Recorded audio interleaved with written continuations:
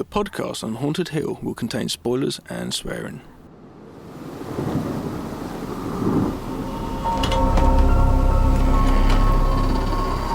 I am the devil, and I am here to do the devil's work. Please help us, Michael.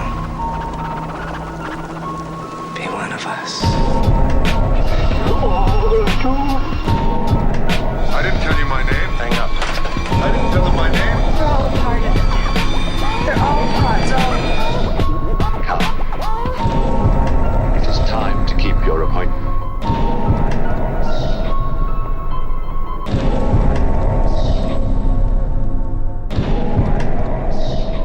Hello and welcome to the podcast on Haunted Hill, episode 158, Rhymes with Masturbate. Only reason I said that, Dan said that before we recorded. This is not a bingo hall, but we normally rhyme when we do bingo in, don't we, Dan? Well, we don't we don't actually compare or MC bingo in, but Dan, maybe we should start. Maybe we should. Even a bingo podcast. Yes, the reason I do that, dear sweet listeners, is because sometimes, because we are now into the 100-odd episodes, it's to remind Gav of what episode he's about to introduce. I like to throw a little rhyme at him. Well, I said it last time, didn't I? I know that sometimes you're looking at me going, what numbers are you going to say? Yeah. And I try and rhyme it with something sexually related, because Gav has got a good brain for that. I was about to say sexually motivated, but that doesn't seem right. No. Right. Anyway, my name's Gav. My name's Dan. This is episode 158, as Gavin has said, and it does rhyme with masturbate. And it also rhymes with great directors, because this is another director's special, Gav. Yes, it is. Mr. Wesley Craven. Indeed. Now, we covered Wes Craven a while back when we covered Scream and the original Nightmare on Elm Street. This was many years ago. But he is one of those directors, much like John Carpenter, that it's worth coming back to. He's got a pretty decent body of work. So we've selected each one of his films. We won't be going too much into his career this time, because we did that when we covered his first director special. But what did I choose then? You chose. Yeah, for some reason you chose The Hills Have Eyes. It was a long time ago. Yeah, well, I chose it because I thought, I like that movie, but we'll get to that. Okay, this is the original 1977 Hills Have Eyes, the video nasty, the one that was banned, but not banned, but then it was, but then it wasn't. I did think of an alternative title for it. You know, you get like Twin Peaks. I thought, like, The Mountains Have Knockers. The Mountains Have Knockers. Brilliant. The Hills Have Eyes. The Mountains Have... What about The Mountains Have Ears? I like knockers. Yeah, of course you do. Yeah. Knockers is British slang for boobs, breasts, titties. We've paired that one up with my choice from the early 90s, featuring the hit song by Redhead Kingpin, Do the Right Thing. Don't know why I said that. Yeah, it's a brilliant song. But it's The People Under the Stairs, starring Ving motherfucking Rhames. Yeah, they're going to be more youthful than Motherfucker era. Motherfucker. Yeah, and a few other people are in that. So, yeah, The People Under the Stairs from the early 90s, very political, racially charged undertones in that one we'll discuss. And one of the original nasties, which Wes Craven was known for at the early part of his career. Obviously, he made Last House on the Left. Then he made The Hills Have Eyes, and both of them were very considered very naughty in terms of cinema. They got R ratings, X's, whatever the certificate was. They're both pretty grimy. Very grimy. So that's what we're covering. World of the Strange. Yes. Bill Murray is already here. He arrived yesterday. Bill. Shh, he's sleeping at the moment. Still a bit jet lagged.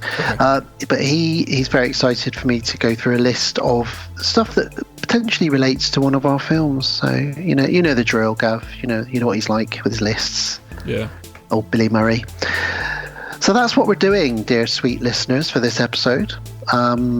Keeping the director specials going as much as we can for our 10th year of podcasting, which is still crazy. But it's time to discuss what we've been watching. I've only got two films really that to talk about.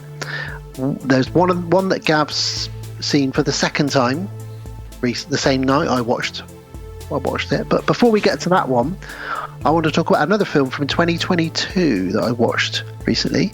It's just hit UK Netflix, and that's Bodies, Bodies, Bodies. Have you seen this, Gavin? I've seen a picture, but I haven't really paid attention. I just figured it's something for the generation, which is not me. Yes, but you will like it because of that. Okay. Yes, because everybody in it is a cunt, as you would say. I don't use that word very often. They're all a bunch of social media, Twittering, Facebooking wankers, assholes, entitled. All these people that are very, very sort of like, I need to be in a safe space and all this kind of stuff. People that play the victim and all that kind of stuff. And nobody in it is likable. It's incredibly funny. Okay, I was about to say, you're not selling it to me. If you why do I want to actually spend time looking at these people? Because it's incredibly funny. It's got an incredible twist or two. The ending is fantastic, and the way it's shot is all shot in the dark. Basically, they play this game called Bodies, Bodies, Bodies. They all go to a mansion, all get drunk, do loads of cocaine, and then they say, let's play Bodies, Bodies, Bodies, which is like the werewolf game, that kind of game where somebody is the killer. You'll get a bit of paper, and if you've got the X on it, you're the killer and everybody else is a victim. You've got to work it out.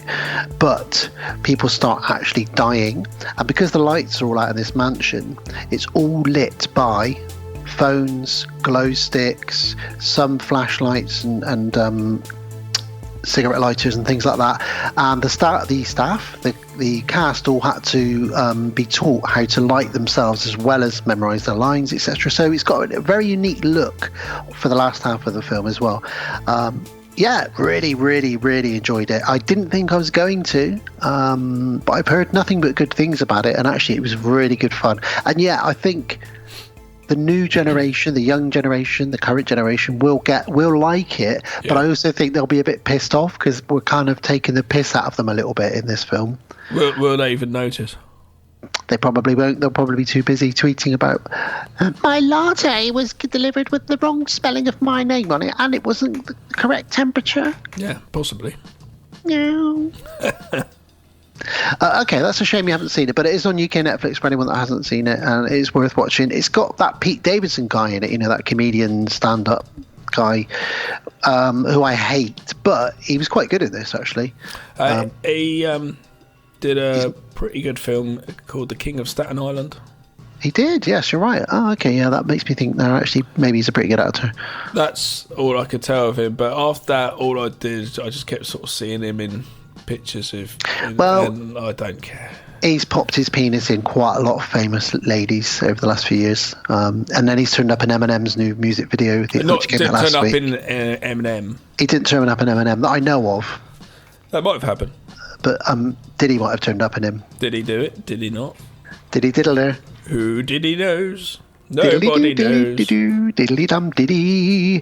Well, let's cut straight to the main course then of what we've been watching. We both watched it. My first watch, your second watch. I'm a big, big fan of Jordan Peele, so I was very excited to watch Nope. Managed to avoid all spoilers, considering it came out at the tail end of 2022. It's just hit UK Netflix again, so thank you, Netflix. We are not sponsored by Netflix, by the way. Can you tell I've had a big coffee, Gav? I'm speaking 100 miles an hour. I'll slow it down. No. I had those. But Nope. Alice watched it with me.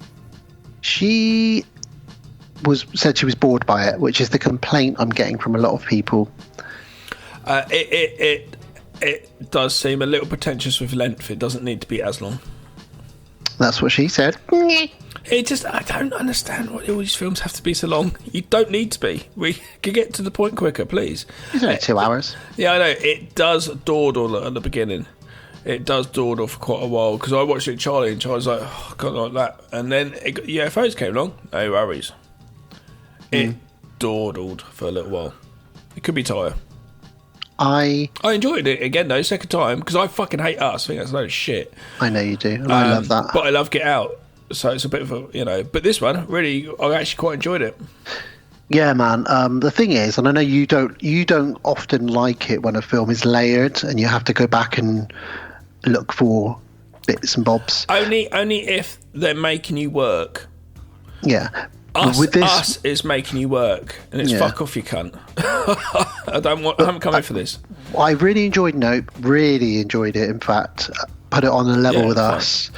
Well, for me, sorry to cut you off very quickly. That's For all me, because I like alien films, like I like Bigfoot films, like I like werewolf films. There's only so many of all of those, which my opinion, I think are good.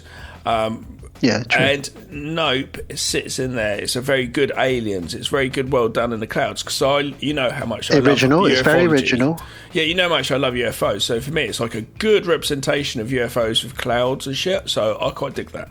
Yeah, I really like what Jordan Peele does as well. He always brings in a new look or a new take on something. So the fact that, and there's no racial or political agenda, but the fact that he really explores the fact that actually 50% of cowboys were black, and the first family that wrangled horses in Hollywood was a black family. And That's the first not film like, on Sailor Light was a black man on a horse, yes. So he's got this like black family that raise Hollywood horses, and they just happen to get caught up in this crazy UFO shit. Yeah. There's no political agenda with it. To be It's fair, just, watching it this time around, I didn't actually notice any colour at all. Do you know what I mean? I literally didn't at all. Oh yeah, it's not about, and that's what I'm saying. It's not about that. It just so happens to be. And I didn't know, which is quite good because he was commented on in social media as always, like you'd get people saying it's always sort of reputable black people and stuff. Well, oh yeah, fair enough. He is black. He can do whatever the fuck he wants. But that was commented on a lot, and I didn't really give a shit about it. But I did notice a lot of people saying that either way, like a pro or con for whatever reason. I'm going to go out and say a bold statement here. This was like Spielberg and Shyamalan combined because I agree. It had a lot of. It's got scope. Yeah, he said when family he was making dynamic it, and scope. That's when what he was making it. He said, "I want to make the sort of film that I went to watch in the summer, like a Spielberg movie," and that's kind of what he's done with this. But also, it's got those little twists and those little. If you want to find the little details and the little clues, like the Shyamalan films, it's got that in it as well. It's got some genuinely creepy and terrifying moments. Yeah. It's got a very original concept for an alien. It's got a terrifying abduction scene, which I've never seen anything quite like that. I won't spoil it because it's still a relatively new film. But I generally enjoyed it. I don't really need the monkey bits in it so much. Charlie was like, why is there a monkey in it? And I don't know, it's just there. Well, the reason that was in it is because I know it's because that guy was when he was younger and that's what he remembers, but he so the whole meaning behind it is you're trying to find this fame, and Hollywood quite often literally eats and spits out people, and that's kind of what the whole thing behind this is. So the character in it who had a terrible time with a monkey when he was a child, because he survived that encounter, he's under the impression that you can tame like an apex predator, like a monkey or a lion or an alien. So if you want to look into it, it's about the Hollywood monster chewing people up and spitting them out. Yeah. Quite literally. But again, I came at it as just a viewer watching a UFO movie. And it's got that if you took that out of it, it wouldn't have changed the UFO feel for me in any way. And the only reason for me, I could have that, lost it. Do you know what I mean? The only reason I know that is because afterwards I went online and I watched all that. Yeah, because I love Jordan Peele, Yeah. So I'm really excited. Fine. I'm all up for films doing these things, or even if they're not and people interpret them that way. But if there's these messages, fine. But like I say, I don't want to work for it. But with this film, this time round, I felt like he made it for the people who if they want to go searching for the treasure, buried treasure, go for it. It's there. Yeah. But if you just want to come and be entertained, I'm definitely going to entertain you. And I think that was the same with Get Out. Get Out was like an amazing film, but if you want to search for it, it was there. But I think, like, I understand. But with us, it's making you have to work, and it's like, and it not insulted me. It felt like I was kind of stitched up in a way. I paid to go in the cinema. I was like, I didn't pay to come in to work. I paid to come in and enjoy myself and entertain. I know what you mean. Well, for me, it's a 3 out of 3 for 3 for him. I love all 3 of the movies he's done, and his new project's just been announced. It's got no title yet, but it's coming out in October 2026. So there's a long time to wait, but he's just started production on it, and I'm excited for that. And Marvel have approached him and asked him if he will direct the new X-Men film. No, stay away from Marvel. Sorry, Dan, I know you're a fan, but stay away, Jordan. He'll probably turn it down because he was offered, his favourite film of all time is the Japanese manga Akira. And he was offered the chance to direct the live-action version of that, and he said, absolutely not. I'm not going to direct my favourite film of all time. No way. Yeah. Why would I remake that? Yeah, no, so he's got a good head on him. I think he is. And it's funny, Get Out and Nope both had Daniel in it. Yes, Daniel Kaluuya, yeah. And he's great. Maybe that's the thing that I'm missing from his movies. If it, like Us, he's not in it. Yeah. So as long as he's in the next one, I'll probably like it. Maybe he's definitely developing a style.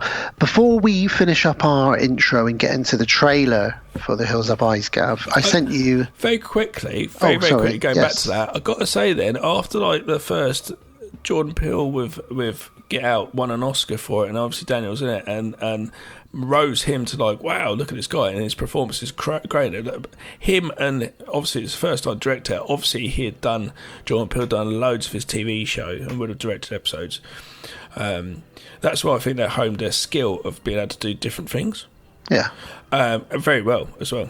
Key and Peele, incredible show. Yeah, and they're working, obviously, is acting in Get Out's great. So coming back for a third time, working again, because he's brilliant in this as well.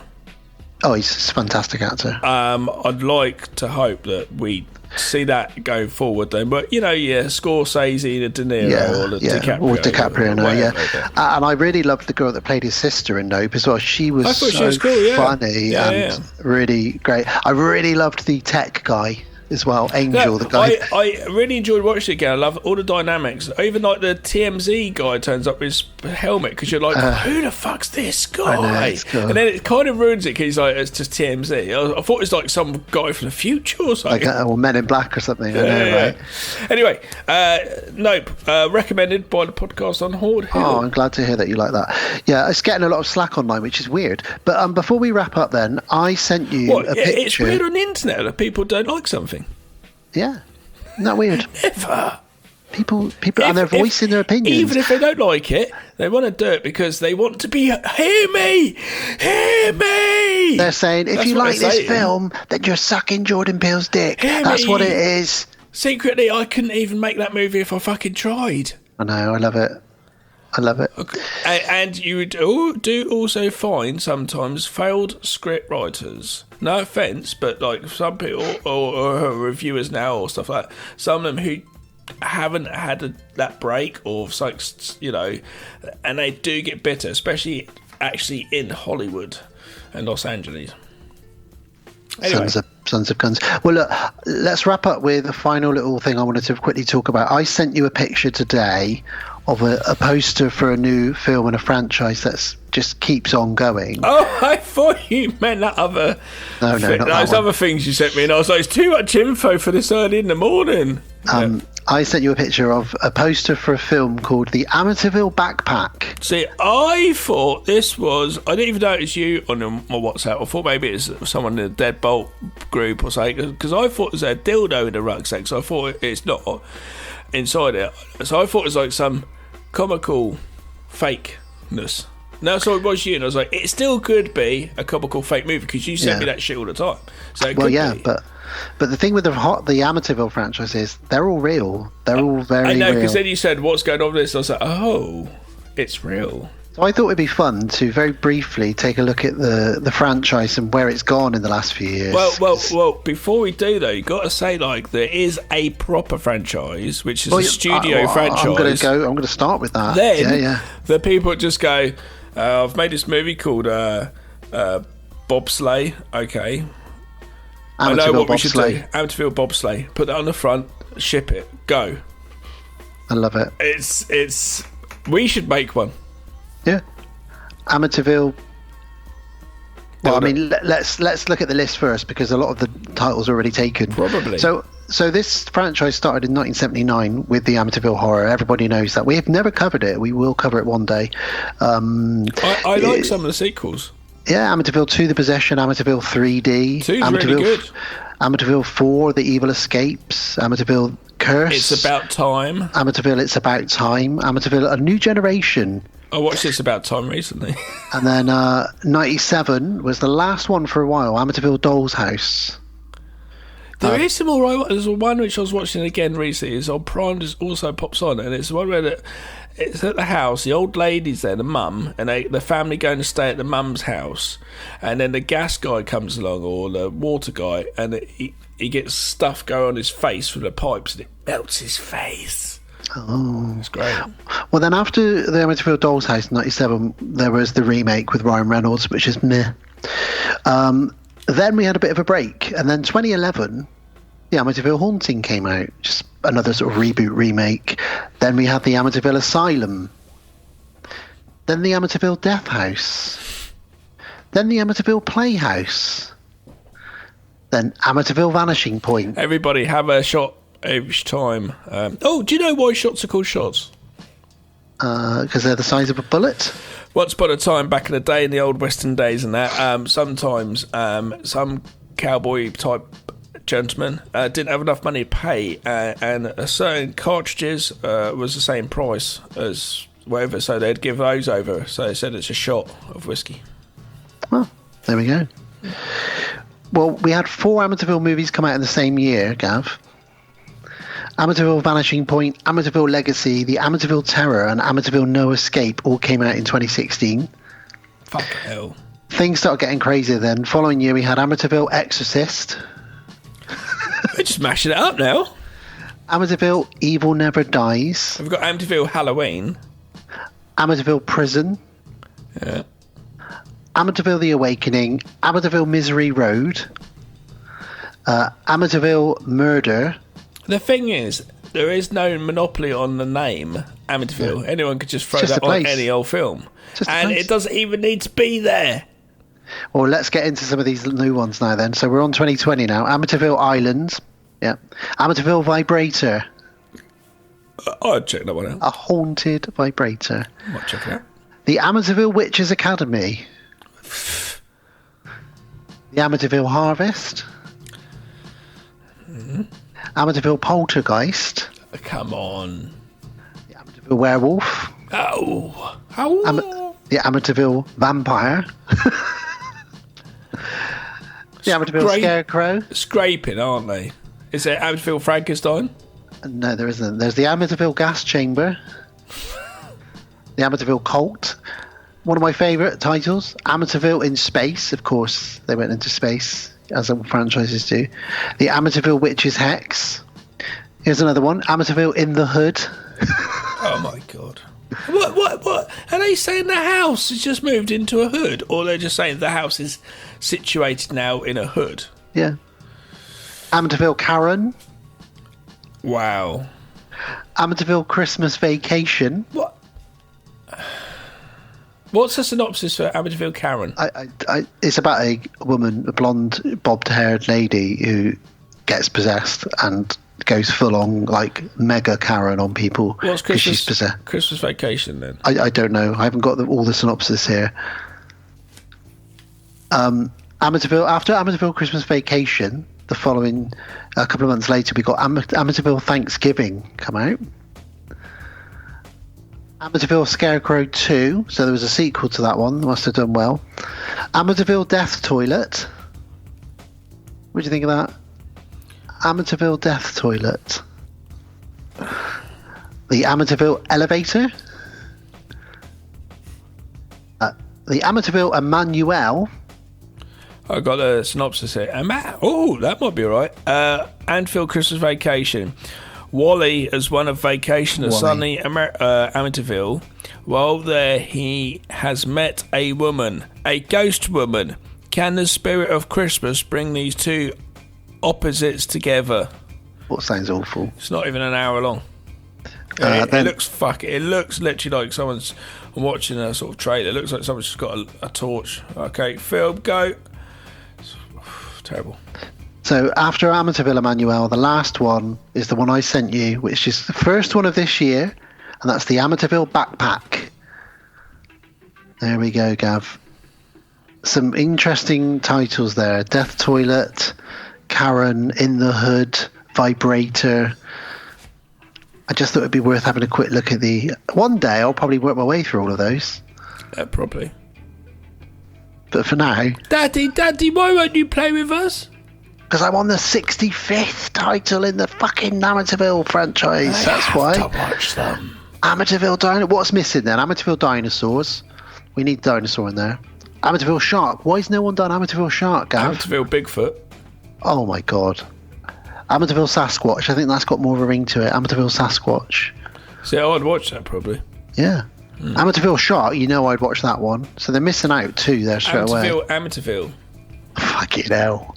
Let's just fucking go there.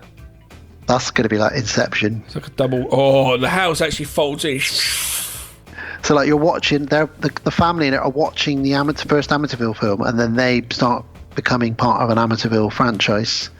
The fun thing is with the Amityville story is that it's like someone actually just went around that house killing everyone. The fun thing. I love the way you're like, the fun thing. I don't mean the fun thing. I mean like the teenage boy core killed everyone in their sleep. entertaining value.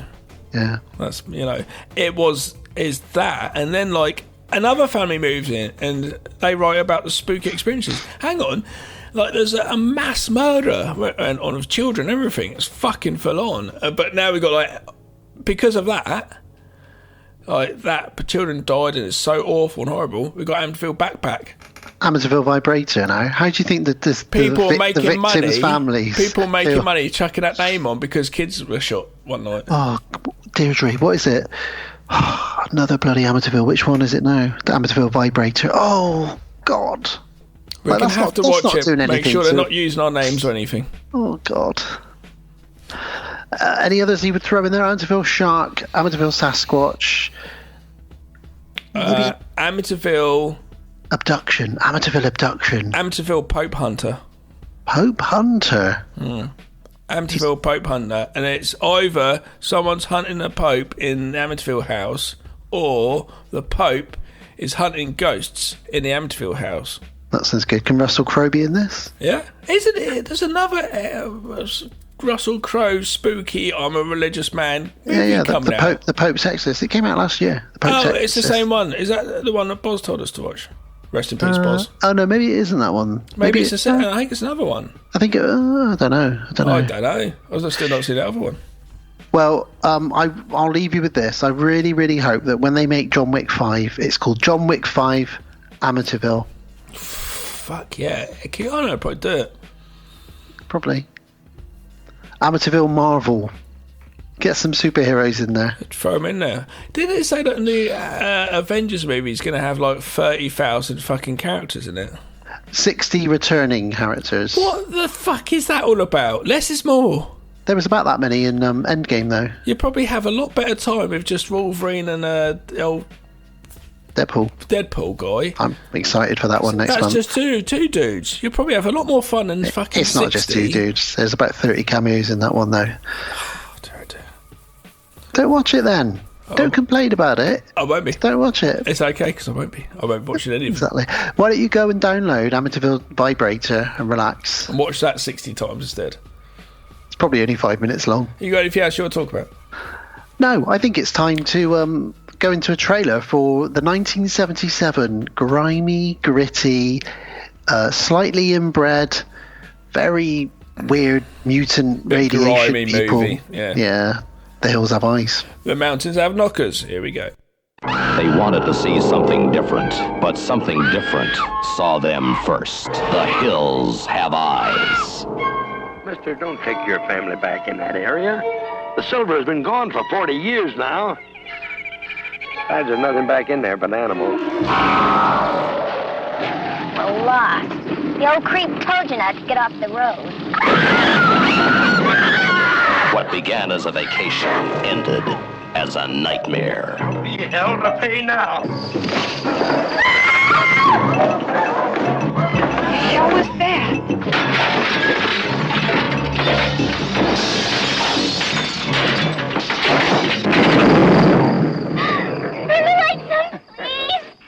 She thought she knew what the world was all about. But nothing prepared her for this. The hills have eyes. Oh, you going with my baby? Get out of the way, bitch. A mother fighting for her child loses it in the worst possible way. I hit him with a tire iron and I split his face wide open. That was a bad mistake, but I come back for you later, girlie. Why are you doing this? The story of an American family who lost everything except the will to survive. Murdered, raped, burned, but not beaten. The hills have eyes. The story of one family's refusal to die. I'm gonna get those animals. The hills have eyes. A night of terror. A day of vengeance where no one was spared. No one. Kill the babe! Kill me! They fought back. Anything was a weapon. The family dog to the family car. It's working!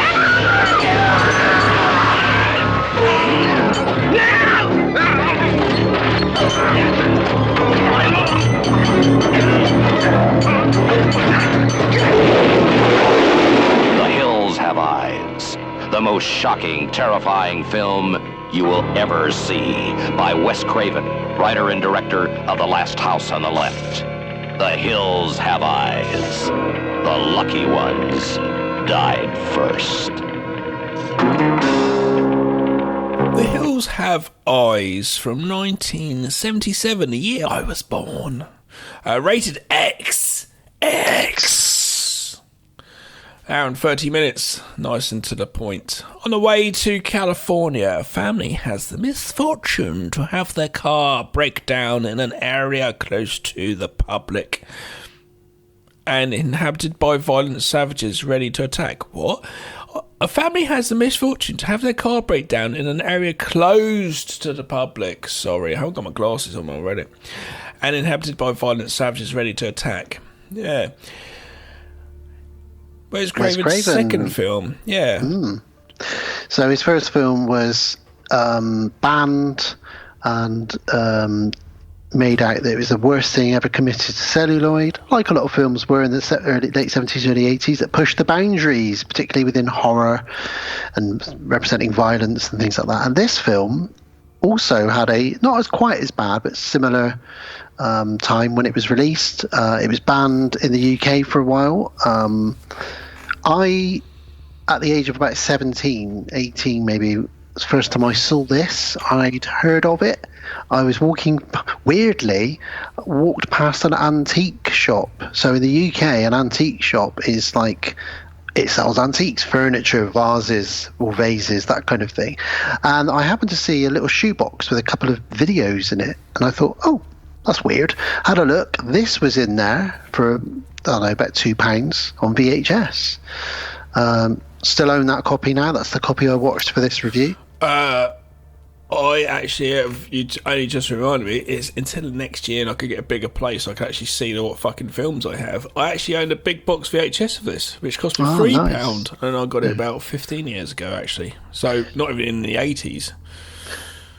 So the age I was at when I saw this, I wasn't shocked by it, but it was certainly, it had enough of a reputation that I was worried about what I was going to see in it. It doesn't quite live up to that. The thing is, it's kind of like the fact that they had like the same cameras used from Texas Chainsaw Massacre. I think it was the same cameras. All the same props as well. They actually borrowed all the props. And the thing is, they're going with the Texas Chainsaw Massacre. This is going with the exact same formula. The hills have eyes. It's the same sort of thing going on. Do you know about the where this idea come from? A true story, I believe. Wes Craven read it. Well, do you not know about Sawney Bean, the Scottish clan? Yes. It's 16th century. There's this. I watched a YouTube video where these American goths. Best way to describe them, because they were American goths. They went down to there and had to like do this really hazardous sort of path down to where the beach is. You can only get to it when the tide's out. Basically, in Scotland, there's just this. On the side of a cliff, there's a fucking cave. You can only get there when the tide's out, and that's why the clan of almost like 30 people got away with it for so long. They were just basically robbing people for probably like money or food, clothes, stuff like that, travellers that are going by, but then bringing their bodies down, which would have been a really crazy way to get them down. I actually do wonder if they just threw them down or they put them in a river or something or sea, and I don't know how they got them down there. Then they would eat the bodies, and eventually the townsfolk noticed bones and things coming upstream, and they're like, what the fuck's going on? And eventually they figured out what's happening, and they went and killed them all, I think. It's like already inbreds, like a whole family, inbred family. That was part of his inspiration, but the other part was a real incident that happened to him. When him and his wife were going on a motorcycle trip through America, and they stopped in Nevada in a very, very small town out in the middle of nowhere. No, I remember, but yeah. Yeah, and 3 locals shot an arrow at them, and it just grazed his head. Just gave him shit. The classical hick sort of thing movie where you go out and your deliverance. Basically. But Wes Craven, being the young Hollywood, like, I've just made The Last House on the Left, he said, I'm going to sue you all. And they said, we could easily kill you and leave your corpse in the mines nearby and no one would ever know. So get out of town. So him and his wife did. Of course he did. So a mixture of that and this. Yeah. And on top of all of that, he was a huge fan of Tobe Hooper's, obviously, Texas Chainsaw Massacre, and wanted to make his own film along that side, and ended up becoming friends with Tobe Hooper and borrowing using all the props in this film. A lot of the props were from that, and it's definitely got, you can feel that these two are part of the same family, really, the way that they're made, and they're very sort of guerrilla, very gritty, both got absolutely ripped apart, and given X ratings, and these, never look at these, you'll be sick and your eyes will melt out of your head if you watch these films. The kind of thing that makes people want to go and see it even more. Difference between this and Texas Chainsaw, you do actually have Dee Wallace and Michael Berryman, actors that would go on to have quite a career, actually. Yeah, I watched Dee Wallace in a film today, funny enough. Yeah. Crocosaurus. Not Crocosaurus, sorry, Robocroc. Yeah. And she's a fluffy werewolf, wasn't she? She is. She's been in a ton of movies. She's the 80s mum. She is. But it does have a Texas Chainsaw Massacre feel to it. I chose this because I hadn't seen it for years. I got rid of the DVD a long time ago. The British DVD of it, the UK release, actually has a documentary with it. Not to do with this, really, just a documentary on horror, which is quite good, worth a watch. I chose this because I wanted to go back to it and review it as a kind of I couldn't remember earlier, but I would have assumed it would be because it's just kind of a bit rough around the edges. I kind of like these films. I like the Outback films. I like people stuck in situations. Being preyed upon like this is quite good. Upon watching it again for a few, I found it thoroughly boring, which I wasn't expecting to, and I was just a bit like, come on, do something, and it does do stuff. It just felt real slow. And me and Dan just off air talking about this, I find it quite hard now watching movies. I always come across as the grouch of the film reviews, and I think it's because I look at them with 2024 eyes, or whatever year it is, and the age I am at that time, and that's how I kind of look at them. And it's like with these films, you sometimes almost need to step back in time and watch them how people would have watched them to appreciate them. And I struggle now with my sensibilities of my maturer head and whatever. But as a kid, when I was younger, I used to like this because I didn't look into it too much. I didn't review the film for a fucking podcast. I was just watching it, fucking smoking joints with my friends or whatever, and just fucking hanging out or some shit. It wasn't, a thing. So it's very hard, I find. But for this time round, I found it boring. But is that because also I make films now and I edit, and I'm just like, come on, we can chop it up. And I am an editor, so that and you can do both as well. You can look at Absolutely. It now. I like to also think about what it must have been like in 1977. Star Wars had just come out. Yeah, of course. Yeah. And this film hits cinemas in the US, and people are talking about it. Let's go and see this. The Hills Have Eyes. Cannibals. We're going to eat the baby. There's a rape scene. There's a bird gets its head ripped off. dogs are killed. That's a big no-no.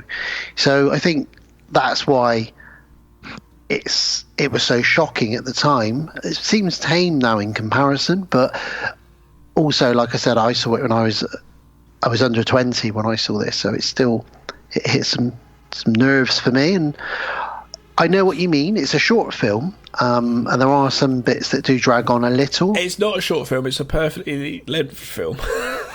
But it suffers from where, for me, the only area it suffers is the same as when we reviewed Troll Hunter.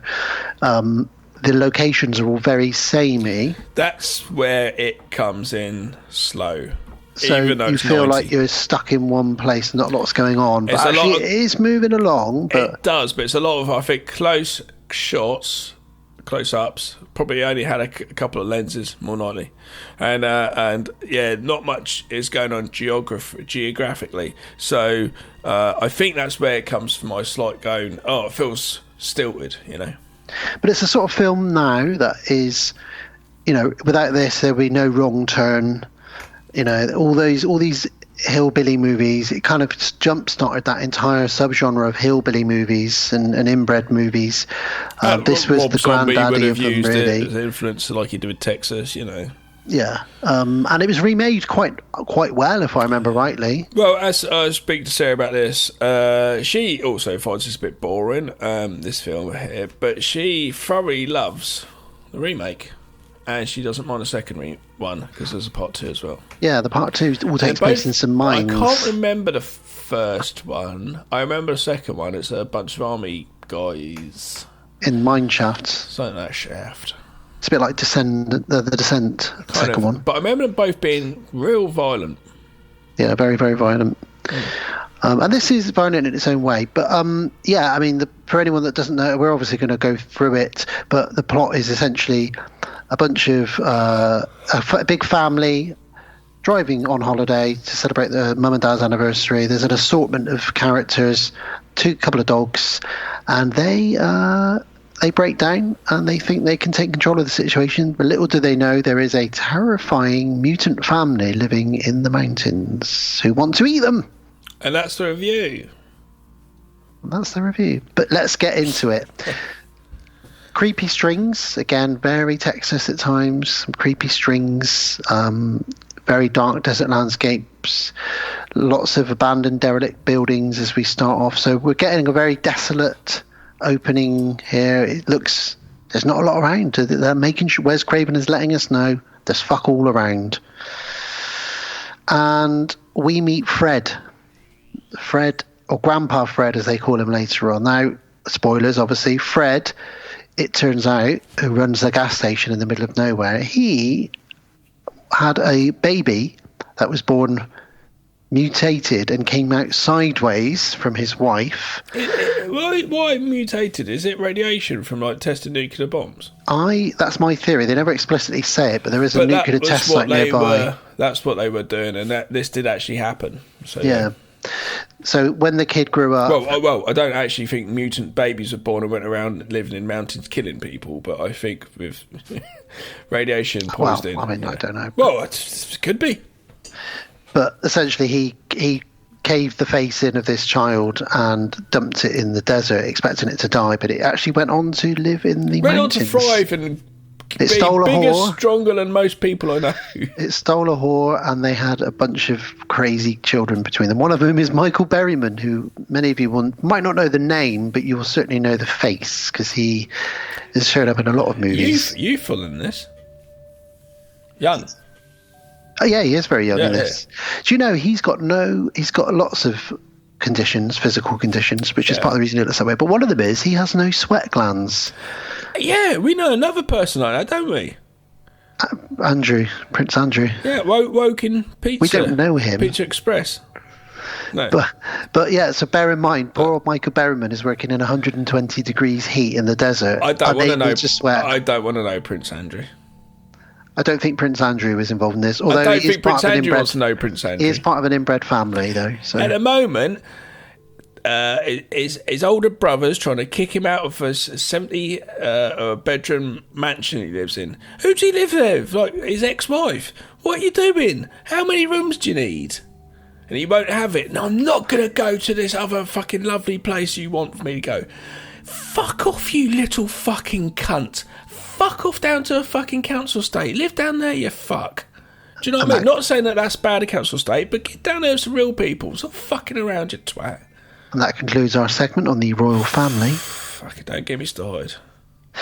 So, Grandpa Fred, as he becomes known later on, runs this gas station, and Ruby, who is the daughter of this hillbilly family in the mountains, she shows up. She says, I want to trade. I need some food. We need some water. I don't really have anything to trade with you at this point. And he says, listen, your goddamn lunatic family have robbed a military vehicle. People are going to be here looking for them. You need to get out of here, you and that pack of crazies.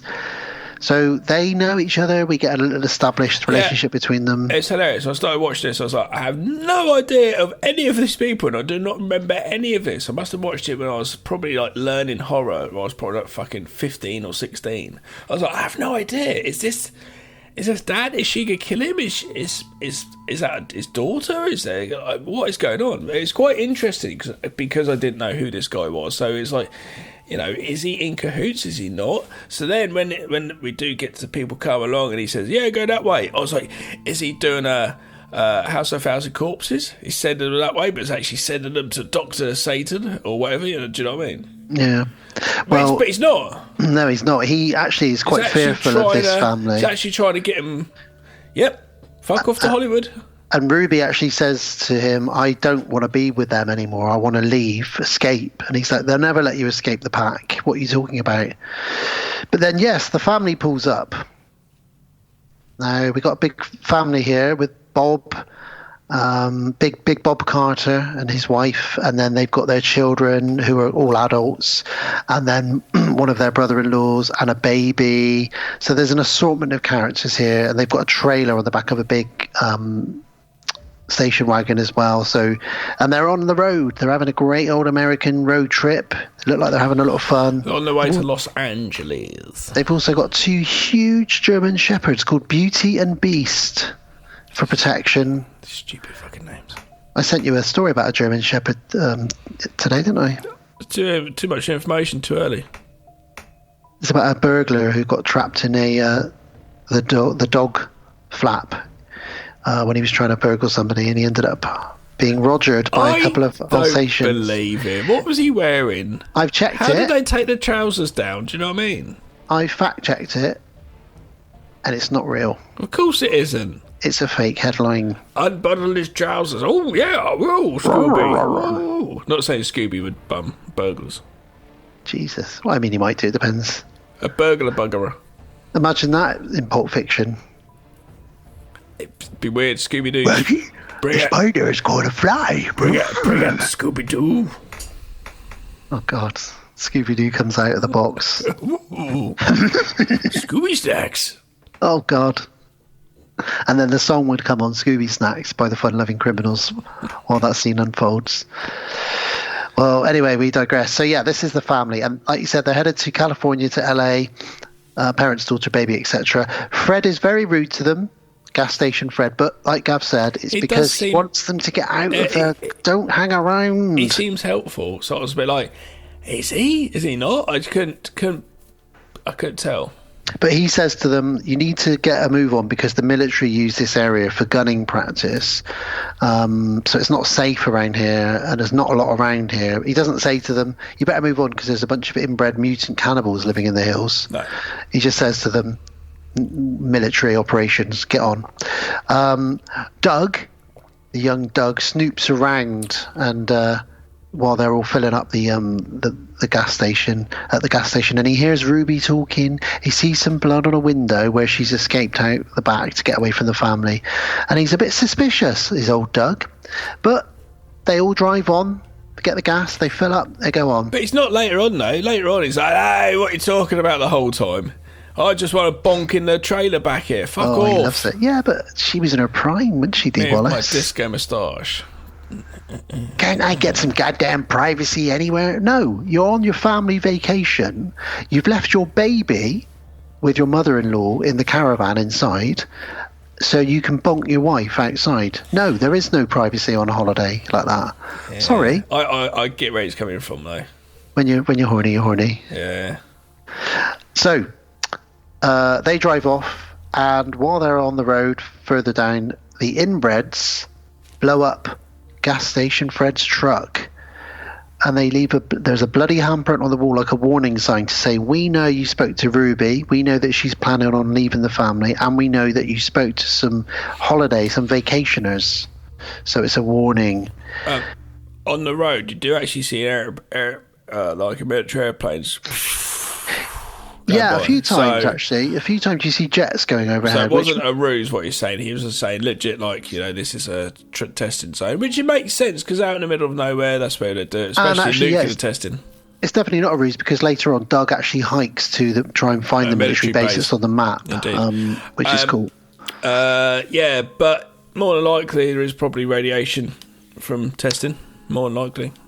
Now we hear some voices on the CB radio, and it's like, Pluto, come in Pluto, and Mercury, and they've all got names that are to do with planets, Jupiter and Mars. So this family have named themselves after planets. Well, we see this when they're, first of all, watching the trailer. Yeah. That's after they've broken down because the axle snaps and they're stuck. That is the catalyst for them getting stuck. Well, yeah, because they get lost. They first get lost, and then it gets from worst at the actual snaps. Because so it was a case of, I think it's 6 miles back to where they come, or the other way, keep going to the military base is what they've got. Yeah, because it's not just a flat tire; the axle is snapped, and that is pretty. It's going to have to be towed and changed. But they are an all-American family. They have a gun or two. They have some camping experience, hiking experience. But we should say that the dad, Big Bob Carter, he was a retired police officer. And the reason he's retired is he's got a bad heart. He looks like a cop. He does. And he's got a bad heart. He looks like a racist cop as well, Gav, doesn't he? You can tell, he does. It's just something about his moustache and his bad heart. It makes me think, you don't like people of colour, do you, mister? There's someone recently I was chatting to, work staff, that won't get into any names, obviously, but he used to be a copper. And I went, he used to be a copper, didn't he? He went, yeah, and I said, you can tell, can't you? It just looks like a policeman. It just does. Yeah, sometimes you can tell. Not always, though. No. They've been watching binoculars and stuff, and like you say, they have walkie-talkies, and they've got all these names, and there seems to be quite a lot of them, because I was really confused who was who, to be honest with you. Well, maybe we'll get into that in a minute then. But while we're sort of waiting to figure out what to do, that they let the dogs out and they sort of explore the surrounding area. One thing very quickly he does, but he's just looking, he sees the girl, whoever's got binoculars, and he draws like a sort of porn picture in the sand of a pretty girl. Yeah, he says, so pretty. And then he draws like boobs on the sand. That's as close as he's got to a porn almost kind mag. of grabs it. Yeah, it's like designing his own spaff mag, you know. So while they're being spied on and potentially wanked over from afar by this inbred family, and the dogs are exploring, we learn that the dad, definitely a racist ex-cop with a bad heart, and a couple of the teens see a vulture, a turkey buzzard, and they're like, oh dear, it's not good, is it, when you see those flying overhead? Dee discovers animals and things. Dee discovers a tarantula in a trailer, and she's very scared, and she stamps on it. She doesn't, it's off camera. And they actually just discovered it outside, so they just put it on and used it, because that's what you do when you're doing indie filmmaking. But they released it safely, apparently, back into the desert afterwards. Yeah, definitely. Because the Sarah, thing I'm just saying that for Sarah. The tarantula's probably shit scared of going, what the fuck's going on? Put me back in the sand, please. You know? Similar, as everyone knows, famously to the roadkill, at the beginning of the Texas Chainsaw Massacre. They just saw that and shot it, because it looked cool. Unfortunately, sorry again, Sarah, for this. Sarah had lost one of her tarantulas the other day. Oh, I'm sorry. Who was it? Oh, I can't remember which one it was now. She'll kill me for not remembering. Well, I'm so sorry, Sarah. I hope everything's okay. And you've got lots and lots of other ones, not that can replace, because I know she loves each of them dearly, and they've all got their own personalities. Creepy though. Ooh, a lot of them in there. Ooh. I don't notice it anymore. Yeah, I suppose you wouldn't really. I have one next to my head. Sometimes I wake up and go for a drink, and just my glass is right next, and it's just there next to my drink, pretty much. So, Good morning, Gav. I'm like, all right, it's actually quite a cute little one. I don't like the ones I don't like are the really big, black, sort of hairy ones. And she's got one which I'm just like, man, that just looks evil. It just looks evil. But the one I've got on my side is quite cute looking, actually. Well, the family start joking around, watch out for rattlesnakes, blah, blah, blah. They give some little facts about snakes in the desert. And then they decide their plan of action, which is going to be, because their CB radio doesn't work. And Doug says it's due to the iron in the hills, the huge hills that are surrounding them.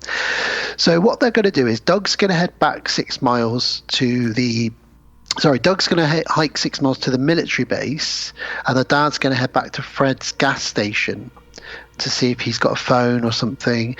And don't worry, we'll be back here in a few hours. I'm sure everything's going to be fine. Light a fire because it gets cold in the desert at night. We got the dogs for his protection. It's all fine. And while we're gone, Bobby, the oldest boy, he's probably about 19, I'd say, 20. He's in charge while we're gone, okay? So they can't get a CB signal on their main CB, but yet they take off walkies, don't they, with them? Do they? No, they don't. They don't. But the family have got CB radios because they're up high. I know those. The clan. I know they have. But these guys, yeah, because they're down low, they can't actually get a signal back to actually help them. That's correct. And they give Bobby a gun. And again, because they're the all-American. No offense to any American listeners, but because they're that sort of stereotyped all-American family, just before they head out on their separate ways, the mum says, please, can we all just say a prayer before? And they have to do this big group hug and do a prayer, Lord, watch over my boys while they go on to try and get, a phone or gas or an axle for our car. And while that's happening, we get the POV again of somebody spying on the move. Pretty. But the dogs are acting very skittish, aren't they? Yeah, well, they know something's going on. Yeah, they could tell. The old fella's got, I think it is, 7.5 miles back to gas station. And I was like, in this heat? Yeah, he's with a bad heart. 7 miles, yeah. I didn't know about the bad heart, but I'm just like, 7 miles. He's heavily overweight as well. It's like, yeah, that's crazy. And we also find out the reason for this trip is it's their parents' 25th wedding anniversary. So happy anniversary to them. They're all going to get eaten and raped.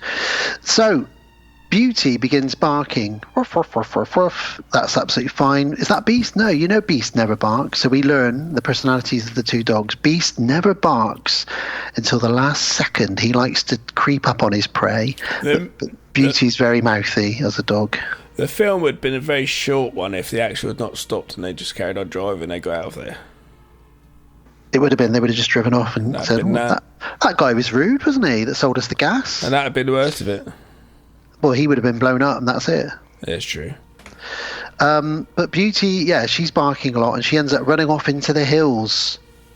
And Bobby chases after her and we hear a voice, here, Beauty, come here, Beauty. Horrible voices. And the dog growls and attacks someone.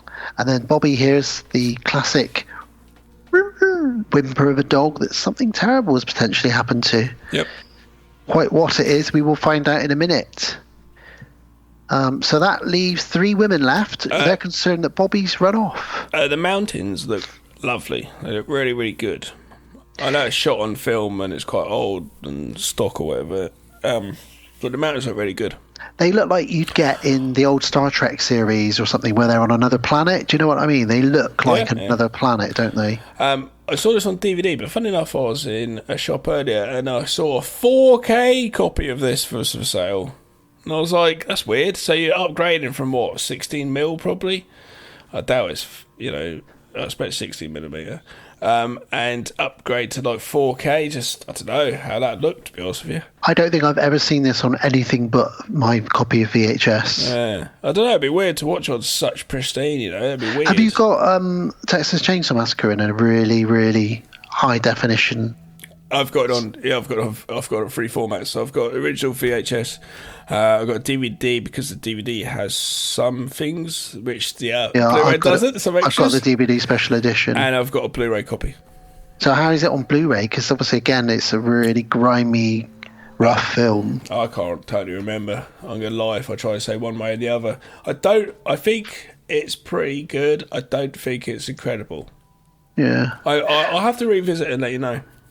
Yeah. Well, Bobby, as I say, that leaves 3 women in the trailer with the baby, and they're concerned because Bobby's just run off after Beauty into the woods. And Bobby does find Beauty, but sadly, she has been gutted and her entrails have been ripped out.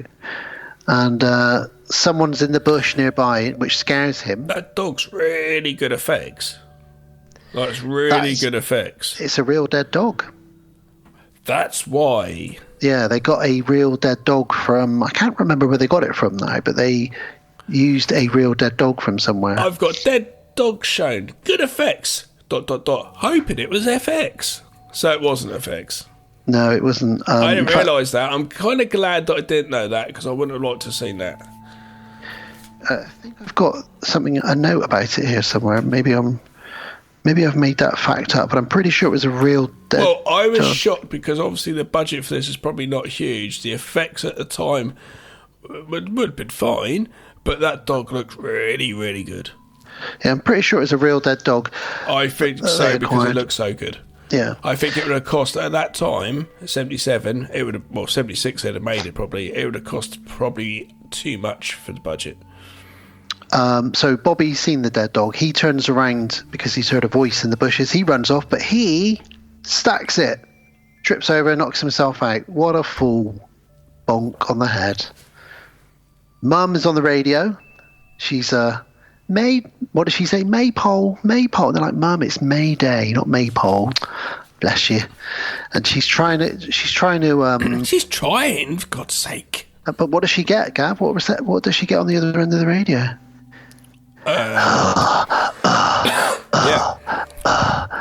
Someone basically doing heavy breathing. Oh, it sounded like an animal. And somebody says, well, if it was an animal, I'd be very worried because it's an animal that can use a CB radio. So they're starting to freak out a bit now because, the car's broken. They've lost their 2 blokes. Bobby's vanished. One of the dogs has vanished with him, and now they've got this strange heavy breathing on the CB radio. But Bobby comes back. He does. Not. Well, actually, he scares Brenda, doesn't he? Because she's taken the beast, as they call him, the other dog, to look for Bobby, and she finds him in the dark, and he's all beat up, and he's holding the dog chain, Beauty's dog chain, but he doesn't have the heart to tell them that Beauty is dead. So he keeps this secret for quite a lot of the film, doesn't he?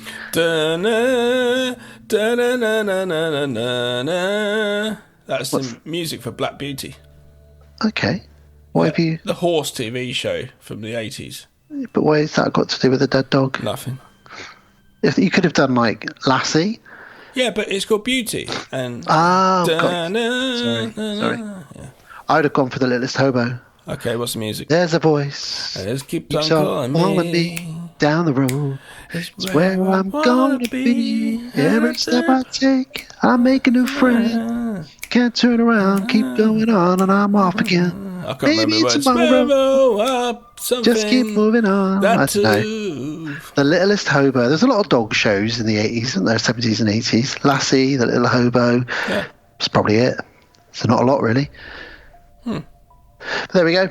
So yeah, he's got the dog chain. Where's Beauty? She ran off. What's happened to your face? I don't want to talk about it. Okay. Weird. Keep your secrets then. Now, cut back to Fred's gas station. And big Bobby Carter has got there. He's made his way there. This cracked me up. It starts off, and I was loving the sound design. There's this... Oh, brilliant, isn't it, that? For ages. I was like, that's pretty cool. What is that? Then he goes and puts his hand on a fucking, like, a kettle or a pipe, and it's... It's just the wind. And it's just the wind, and he's stopping his start. I was like, oh, you've made it funny now, because that's actually quite good. I like that, though. I think that's different and interesting. I thought it's hilarious that you think it's the sound design in a movie, like part of a score, soundtrack, and then he just instantly stops it. It's almost like a spoof or something, like Leslie Nielsen would do. It is like that. It's fucking classic. What would have been better is if he played a tune on it. Yeah. Ooh, ooh, ooh, ooh, ooh, ooh. And A bit like Golden Shield. Want the knife. Yeah. Well, somebody shoots at him. Pew, pew, pew. It turns into a Western. He turns he- around and he shoots as well. Nobody shoots at me, goddammit. I was a police officer. It's probably the black shooting at me. And then he all of a sudden What he just do I finds think? the gas guy trying to commit suicide. So, what you doing, you crazy man? He Pulls says, him down. get your crinkly old ass down from there before I pump your guts full of lead or something. And he cuts him down. You wouldn't shoot him, though. He's trying to commit suicide. You're just helping him. He says, tell me what's going on. And he says, you're trespassing. That's what's going on. And he says, well, what do you mean I'm trespassing? Like, I've come back because our car's fucked, and I've come back to see if you've got a phone. And he says, look, I'll tell you about the gang and the danger that you're in. So he tells him the story of how... He's just like, I want to use the phone. I don't know anything about this. Also, I guess it's this guy's life story about his freakishly large son that came out sideways, splitting his wife into. It's like, oh my God. The funny thing is, he says to him, have you got a phone? He goes, he kind of ignores him. He just goes, I started in 1929 when me and my wife first moved here. It's like... And he basically explains, yeah, we had a deformed kid, hairy, huge. I put in brackets, nuclear? I know, it's like Night of the Creeps. Yeah. Where he starts saying, and he starts saying the thing, and he says, should I be hearing this? And he just ignores him totally. He carries on talking. It's a bit like that. Yeah. He says when he was older, he killed their kid. He came out sideways, hairy as a monkey. Yeah. And he says when he was older, he burnt the house down and killed the other child that they had. So he split his face open with a tire iron, dragged his body up to the desert and left him there. Chickens with their heads cut off, and the house is obviously burnt down, yeah, like you said. So, yeah. Just when you think that's the end of the story, he then says, then when he was older, he stole a whore and he raised a pack of inbreds up in the mountains. You're like, this Jesus guy must be Christ. like, no wonder you're trying to commit suicide. Shall I help you? Like, have you got a phone? Yeah, I just want a phone. But I love the fact he says to him, what, you think a ghost is tracking you? And I was like, ghost tracker. I like that. A tracking ghost. Ghost tracker. Ghost tracker. Starring, I don't know who. Matt Tracker from Mask. Oh, I love that. Mask Crusaders. Breaking over time. Fighting crime. So what he tells them the whole story. Tells that also, what a quinky dink. Just as he does that, his freakishly large, sideways, hairy, big son as big as him when he was 10 smashes through the window, pulls him out. He does. And he pulls him out through the window. Just as the guy's there going, have you got a phone? He beats him half to death, runs off, and then... The old guy's, obviously it's his cop training, slightly startled, keeps his composure, goes out with a gun, you know. Looking around, where is he? He finds him dead, nailed to the inside of a toilet door. So he goes, right, I've got to get the fuck out of here, Dad does. So he's going along. As it happens, Pluto, is it Pluto? One of them narrates... Jupiter, I think. Okay, narrates his running along. Oh, go on, keep running. Yeah, that's it. Run, come on, run. Oh, you're struggling a bit, are you? And it's just like, what is going on? He says, oh, the heat's getting to you there, is it? Oh, yeah, how's your heart feeling? Oh, yeah, that's right. It is almost spoof like this film at times. It's different, isn't it? It's new. Like in '77, people probably didn't know what was going on. I think it's drugs. Cocaine. Cocaine's one hell of a drug. Not so much cocaine in the mid-70s, but it was still there. I don't know. I don't want to tarnish Wes Craven's name and putting cocaine involved in there. Wes looks like a guy that did coke. I'm just saying. He looks like a guy you could party with. Back in the day when he's younger. He was friends with Toby Hooper, and Toby Hooper was a massive cocaine fan. He's a big hippie. Oh, Toby was. Absolutely loved the white stuff. That's why him and Stephen King probably had some fantastic parties. Jesus Christ. And then the clown comes out of the sewers. Brilliant. Love it, Stephen. What else have you got? Jesus. That'd be a bit full on. That'd be too much for me, probably. What, a cocaine party with Stephen King and Toby Hooper. Yeah. Fucking hell. So, cut back to the trailer that's... the trailer's in good condition considering the car's got its axle smashed off. The trailer survived, but the others are inside the trailer and they're getting more and more freaked out. They tell Bobby that we heard some heavy breathing on the CB. They hear lots of noises outside, and Bobby says, right, I'm going to go outside and take a look and see what's going on with his gun. So he does that. And meanwhile, Dad's running back. holding his chest, and we get more narration. We get, "Daddy, Daddy, keep running, Daddy." It's all very creepy, horrible stuff. Then he collapses because his heart's kicking out on him. Yep. He shoots. Jupiter comes over and takes his gun, and radios, "Pluto, we're ready." Ready for what, Gav? Ooh. 60 times. Bobby gets startled in the dark, but it's Doug. I bet they're 60 times rough, isn't it? That's awful. The Hills Have Eyes, like, "Daddy's gonna watch," or whatever. Because they all would be with each other, wouldn't they? I found me a goat. We got an extra visitor tonight. Well, Bobby gets startled by Doug, and Doug accidentally reveals some of the plot points here. If you listen carefully, he says, "I found what they call a military base, but it's like a stash of like brand new equipment and vehicles and guns and water and supplies. It's like someone's just dumped it all there. So I brought back loads of stuff here, and basically, just like in Dusk Till Dawn, they've been stealing from families that have come through this road or military vehicles, and then just dumping all the stuff and equipment, and that's what Doug came across in the dark." And he says, "We'll go back there tomorrow and we'll be able to find loads of good stuff to help us." Well, couldn't they just take a vehicle? I don't think they could find a vehicle that worked, but they've definitely found loads of other stuff. But the dogs are missing. The dogs are missing. Where are they? We don't know. So, interesting. He says, "I think we might be dealing with some scavengers here. But let's all go back inside the trailer where it's nice and safe." And in the distance, they hear Beast barking at someone. But what we should say is that this family are very good at mimicking animals, aren't they? Because later on they mimic the dog, so we don't know if the dog sometimes is the dog or if it's the family. We certainly know it's not Beauty, because the next scene sees the mother feeding Ruby, her daughter, dog. Eat the dog. "What's the matter? Don't you like dog? Yeah. Dog not good enough for you?" Actually, it was lamb, apparently, on set. They were giving her. Nice bit of lamb. Baby sheep. Yeah, I love a bit of lamb. I love a bit of baby sheep. I don't like lamb. I don't, that's not for me. Mental. But it's just weird though. Just little baby sheep. They're so cute. Who slaughters baby sheep? What about baby cows? Do you like baby cows, veal? No. Oh, I love it. So tender. Oh. You're making angry for vegetarian people. I don't really eat meat that much anymore, but No, I don't much. When I'm out, I do. I probably eat meat about once every 2-3 weeks. I might have like some beef or something. I barely eat it. Oh, okay. No, I eat meat more regular than that. But Yeah, I eat out. That's because I'm rubbish. When I'm at Sarah's, I'm getting cooked incredible meals all the time, and most of the time I'm vegetarian. I'm fine with that. Yeah, we only really buy corn and like vegetarian and vegan stuff. I don't know why. It's just something we do. It's cheaper and it's better for you. Yeah, I only eat that stuff. Yeah, exactly that reason, actually. I think our generation grew up being told you need to have meat with every meal, but actually that hasn't really done a lot for our hearts, has it? Meat and our potatoes. arteries. Yeah. No. So I try not to give the kids meat too much, really. But I'm not that they're vegetarian. They have burgers or sausages whenever they want, and they do have fish fingers occasionally. No, I do give them meat, actually. So. But for Father's Day, I was taken out for a big roast, and I did eat a lovely bit of lamb.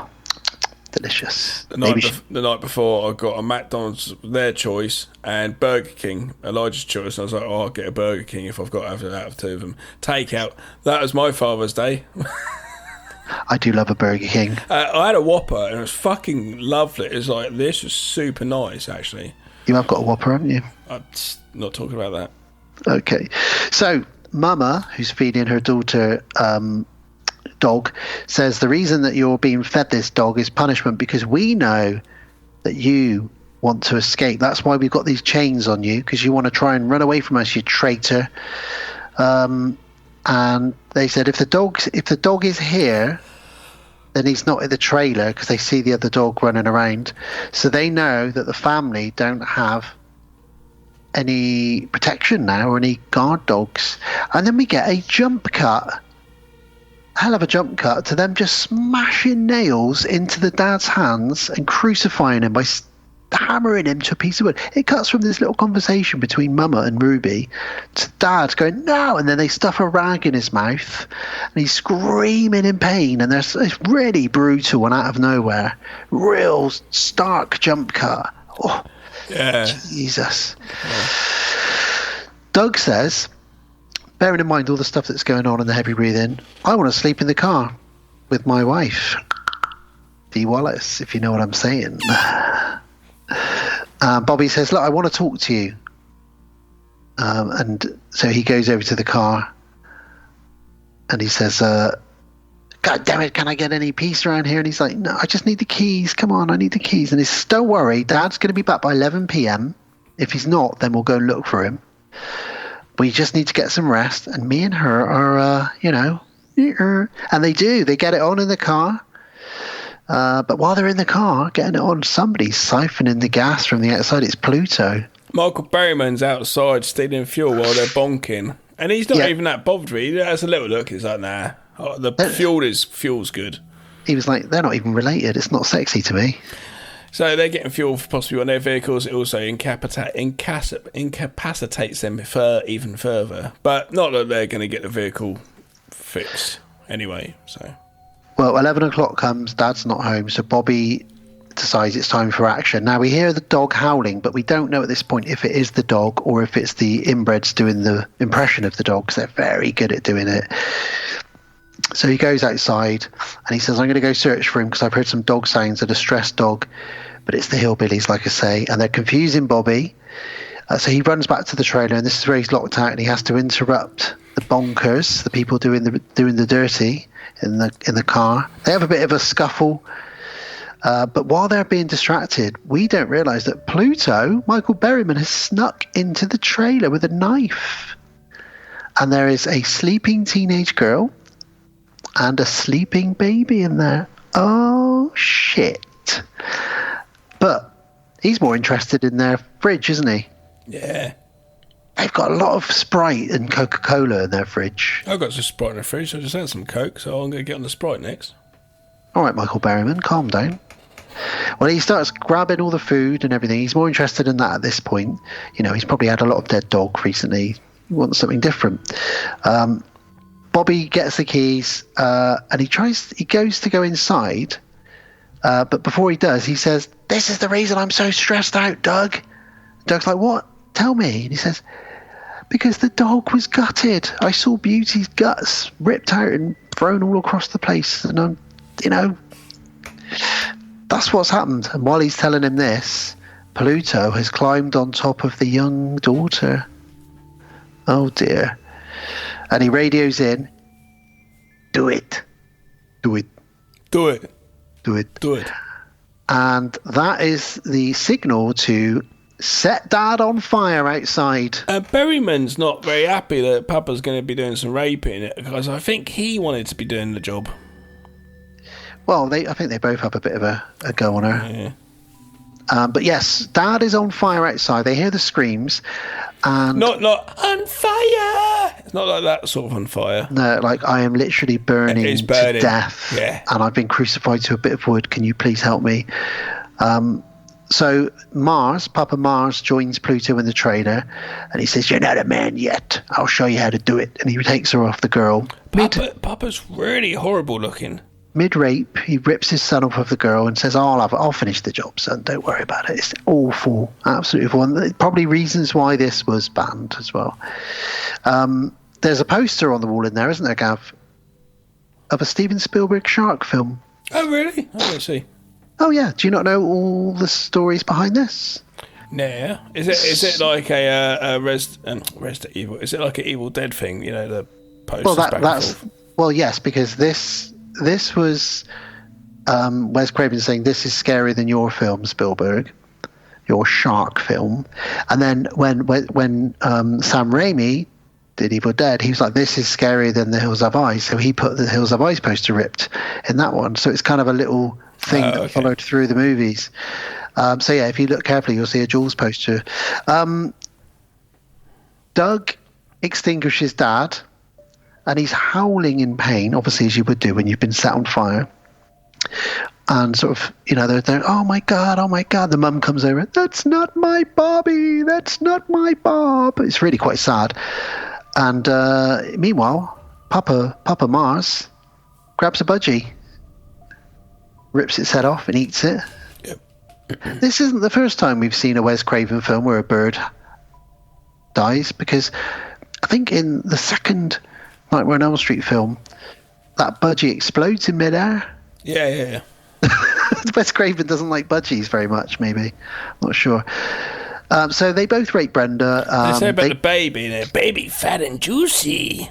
Yeah, they trash the trailer and then they find the baby. They're going to possibly put baby on a spit roast and eat it, which is a horrible thing to say. And that's what they're going to do. But that's what they're going to do. So they finish the rape job. Sorry to use the R word so many times, but that's what happens. Then they want to take the baby, like you say. They cut Dad down. He's barely alive. Ethel is crying, obviously, as you would. A couple of them go back to the trailer, and Dad just dies. There's a great shot when he dies, and some smoke just comes out of his mouth. It's just a nice little way to end it, really, for him. And Bobby says, I'm going to get these bastards. But Mars has the baby. He shoots Mama, Ethel, who later on will die, and he shoots Dee Wallace as well. Hello, poor Dee. But she does manage to stab Papa Mars, in the leg, I think. And they take the baby and they take Brenda.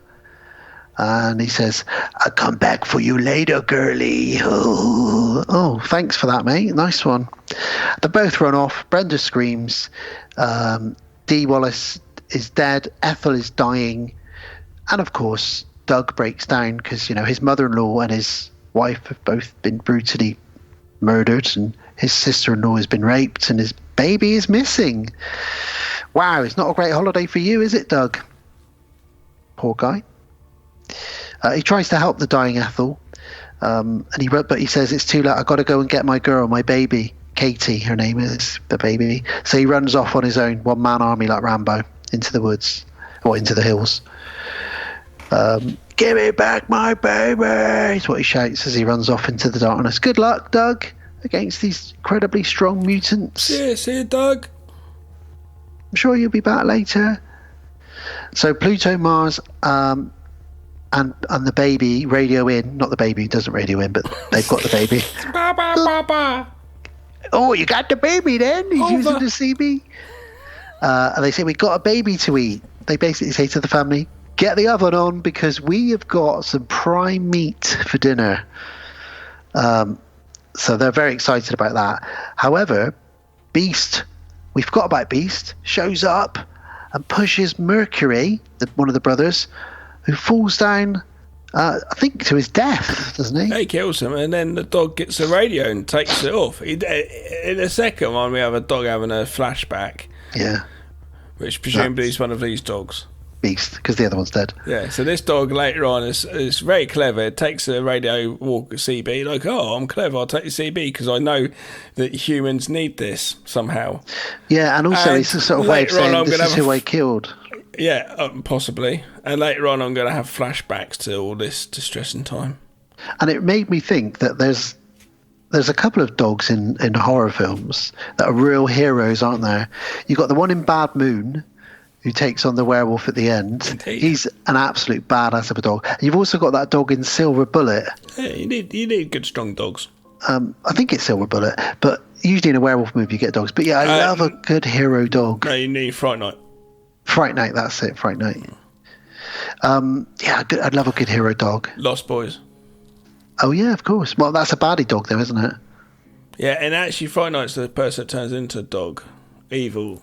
So kind of the werewolf type dog thing. So actually Lost Boys would be Chinook jumping. Yeah. Lost Boys. So yeah, hero dogs. Well done to Beast for killing Mercury. Is it Chinook? I don't think it's Chinook actually. The dog in Lost Boys. It might be. I can't remember what it's called now. Satan, is it? No, it's called something like that. I can't remember. Damien? Reagan? Get on with it. Papa Jupiter tells Ruby that he killed Grandpa Fred He says he's dead now. He's the reason that we're all here. But I've killed him. I killed Grandpa Fred. He's not going to help you escape the family. You're staying with us.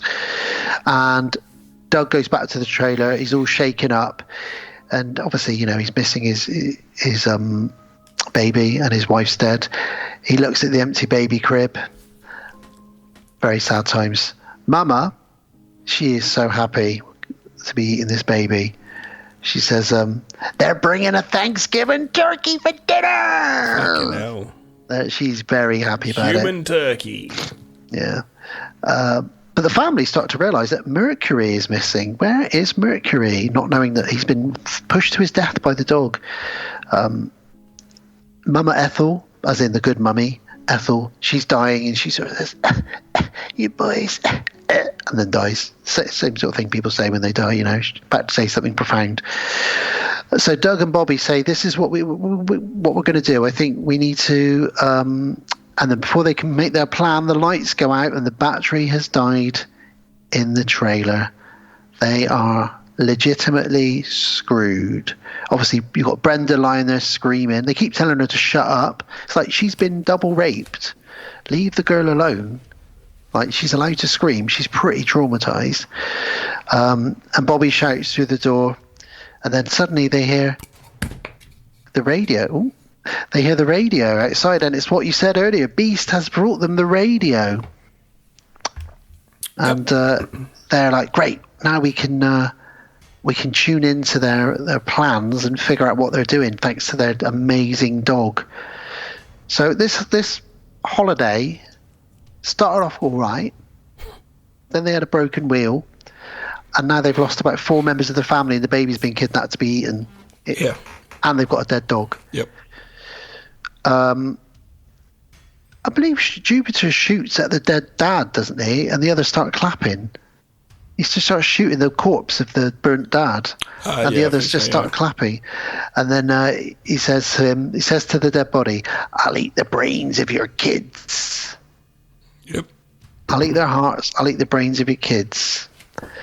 So they are planning an attack on the family. The inbreds want to attack the family as soon as the sun comes up, which it starts doing. So that means that Doug and Beast, which sounds like a weird pairing. It's annoying here. Doug goes up to the top, and Doug actually has his eyes out and he can see what's going on. But it's completely useless because they can't get hold of them because they're in too deep in the valley for the CB frequency. So yeah, he's like, really hey, they're coming on you. They're coming. What's the plan? Oh, right, I'm up here.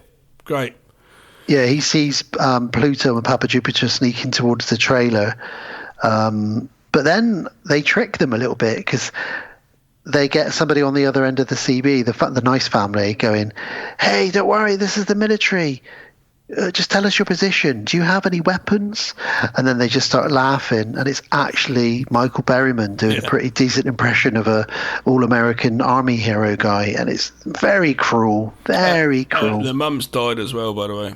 Yeah, Ethel dies. But that's good. Even though you can see her eyes move when they shot of her dead. Well, that's all right, because they might be able to use her as a booby trap later on, Gav. True. Use your own mum as a booby trap. It's a bit like Danny Trejo in Predators. Yeah, just lying there with his head slumped. Help me! Doug sends Beast and Bobby lights a fire to attract the attention, and then they set the booby trap, which is essentially the body of their mother sat in a chair, and as soon as the dad of the inbred family goes near it, they start the engine of the car.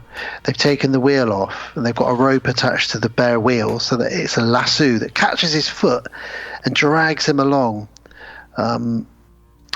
Meanwhile, Beast rips out Pluto's throat. Yep. He's hiding behind a bush, and he gets all excited when he sees a rabbit, but then he turns around and the dog's... He's already bitten a bit of it. Oh, I bet you didn't like the ankle trauma. No, it's fine. He rips out the Achilles tendon, and then he munches on his throat. So Michael Berryman is out of the picture now. And we see Ruby running off with the baby, but it's actually a pig because she's trying to help the Carter family. She gives the baby to Doug. Mars chases them, and then the bit with the dragged body, like the corpse of their mum, is the bit I got ahead of myself just now. And they go back in the trailer, Bobby and Brenda. They filled it with gas, and he follows them into the trailer. They climb out the window, and then they explode the trailer. But somehow he's still alive. I don't know how he's still alive. So Brenda axes him. Axes him a question? She axes him a question with a massive axe. Bobby shoots him dead. And meanwhile, in the mountains, there's a little scrap going on. And then finally, Doug manages to get the baby back. There's a snake and some other bits and bobs. Ruby grabs a snake and makes it bite Mars on the back of the neck. And then I counted, Doug sits on him and stabs him 9 times while screaming.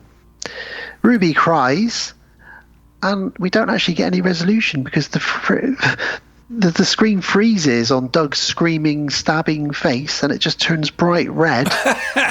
Yeah. And you're like, well, that pretty much epitomizes this film, really. Like, very bleak and very stark. Yeah, I thought it was quite inventive that they did a plan to get Papa in there, and they put some gas going on, and the match strike to the door, so when the door opens, it strikes on the packet and it blows up. I thought that was quite inventive. And I was quite surprised at his knifing attack, but that must have just been all that ferocious anger built up. Yeah, I get the impression that Doug's probably a bit of an angry man at heart. Do you know what I mean? A bit of a man's man, keeps it all bottled up, and he just let it all out at that time. But of course, he's been pushed to the limit because his wife was dead and his baby had been kidnapped, and most of his family have been wiped out at this point. So you probably do what you got to do, really, at this point. The end is a bit do you know what I mean? It's like, okay. What I like about the ending, though, is I like that it just ends and you're like forced to just stare at this frozen face of anger. To be fair, movies of such era did that a lot. Do you know what I mean? You get to like, and it just stops. And it doesn't wrap up with a nice bow. It doesn't be like, Doug and the baby went on to live on their own, in LA, and it just sort of ends. We don't know what happened to the rest of the family unless you go watch the sequel.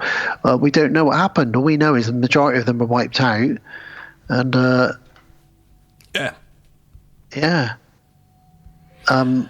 I from viewing this again, I was a little bit bored. I don't recommend it. Well, I don't know. You don't recommend it? If you're a horror person that's never seen it and you're a horror fan, yeah, I guess watch it. But not really. The tagline for this was "The lucky ones die first." Yeah. It didn't do a huge thing for me this time round. So, yeah. What you liked it though, didn't you? You enjoyed it. Yeah. Well, I have decided that given the choice between this and Texas Chainsaw Massacre, I'll always go for this. Oh fuck no! I love TCM. This is I know you do, but I prefer this. Fair enough. I think it's got better script, better characters, more of a cohesive story, and it's still the same thing. It's still a bunch of inbreds eating and killing people, but it feels like this film pushes the limits more with the whole threatening to eat a baby, the rape scene. It really pushes the boundaries of what was going on at the time. Yeah, whereas Texas is quite soft. Obviously, I'm not saying Texas isn't a good film. It's incredible, and it's a game changer in horror, but I don't know, it's just something about this really did it for me. And it's a strong thumbs up for me. It's a staple of these late 70s, films that were banned, and a great entry for Wes Craven, second film. And he's done Last House on the Left and The Hills Have Eyes. And they're both good titles as well. The Last House on the Left, The Hills Have Eyes, they're great titles. The Mountains as well. Have Knockers. The Mountains Knockers. That's his unfinished film, or it's the film that you can't find that he did once. He did do porn, though, didn't he? He did some porn. He might have done The Mountains Have Knockers. We didn't really speak about Wes Craven, the backstory of him so much. No, because we did it when we did the first Wes Craven. Fair enough. I think Texas Chainsaw Massacre is more of an artistic film to this. Yeah. It's some beautiful shots in it. It didn't know it was at the time, though, did it? Yeah, but the director of photography knew what he was doing. He might have been staying out of his head, but he knew he was lining up some beautiful shots. Yeah, The Hills Have Eyes is more of a film, it's isn't it? Almost more like a Hollywood film, which it isn't, but it's got more structure, like you say. There's more. There's like D-Wallace. There's been an actual probably rehearsal. There's probably a thing. Toby Hooper of Texas, it's like they were all probably like, "Let's make a movie, guys!" And but I like that still over this. Yeah. That's fair enough. Yeah, but that's The Hills Have Eyes, guys. And I think if you haven't seen it, it's one that you need to tick off your list. If you're a horror fan, yeah, it is one to watch. If you've already seen it, up to you. If you're like, I haven't seen that for a long time, I'm not going to recommend it, but Dan does, so go for your life. Interesting. Well, I can see Bill. Hello, Billy Bob. What are you up to? What do you mean? No, I'm not doing it again. That last week was awful, Bill. He wants you to watch that, but no, we're not doing that. We can't repeat. I can't do that again. That was terrible. We can't repeat the same thing we did in the last World of the Strange. Maybe it'll have to be something different. Okay. All right. Why don't you take us into World of the Strange? Okay. He's getting frustrated, Gav. Let him speak. All right. Go for it. All right. Okay. All right. Here you go.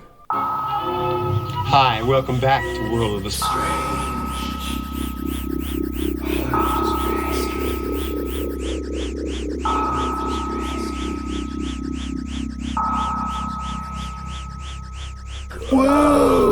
World Strange. World of the Strange. Welcome. Here we are. Thanks, Bill Murray. Mr. Bill Murray.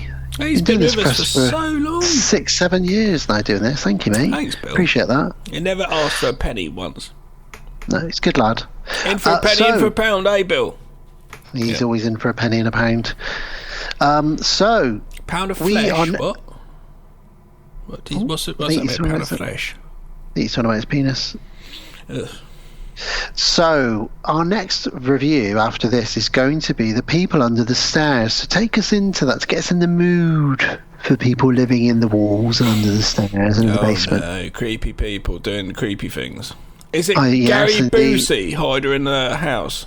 It's not. So this is a couple of very short news articles about people that have found creepy things or secret things in their house. Finding Gary Busey in your house should be on this list. It would be creepy. Yeah, that would be creepy. I've been living up here. I made a false wall and everything. Okay, Gary. And then just when you think it's okay, you find out that Nick Nolte's living in your basement secretly. I've been down here making chairs. Gary Busey would be more fun.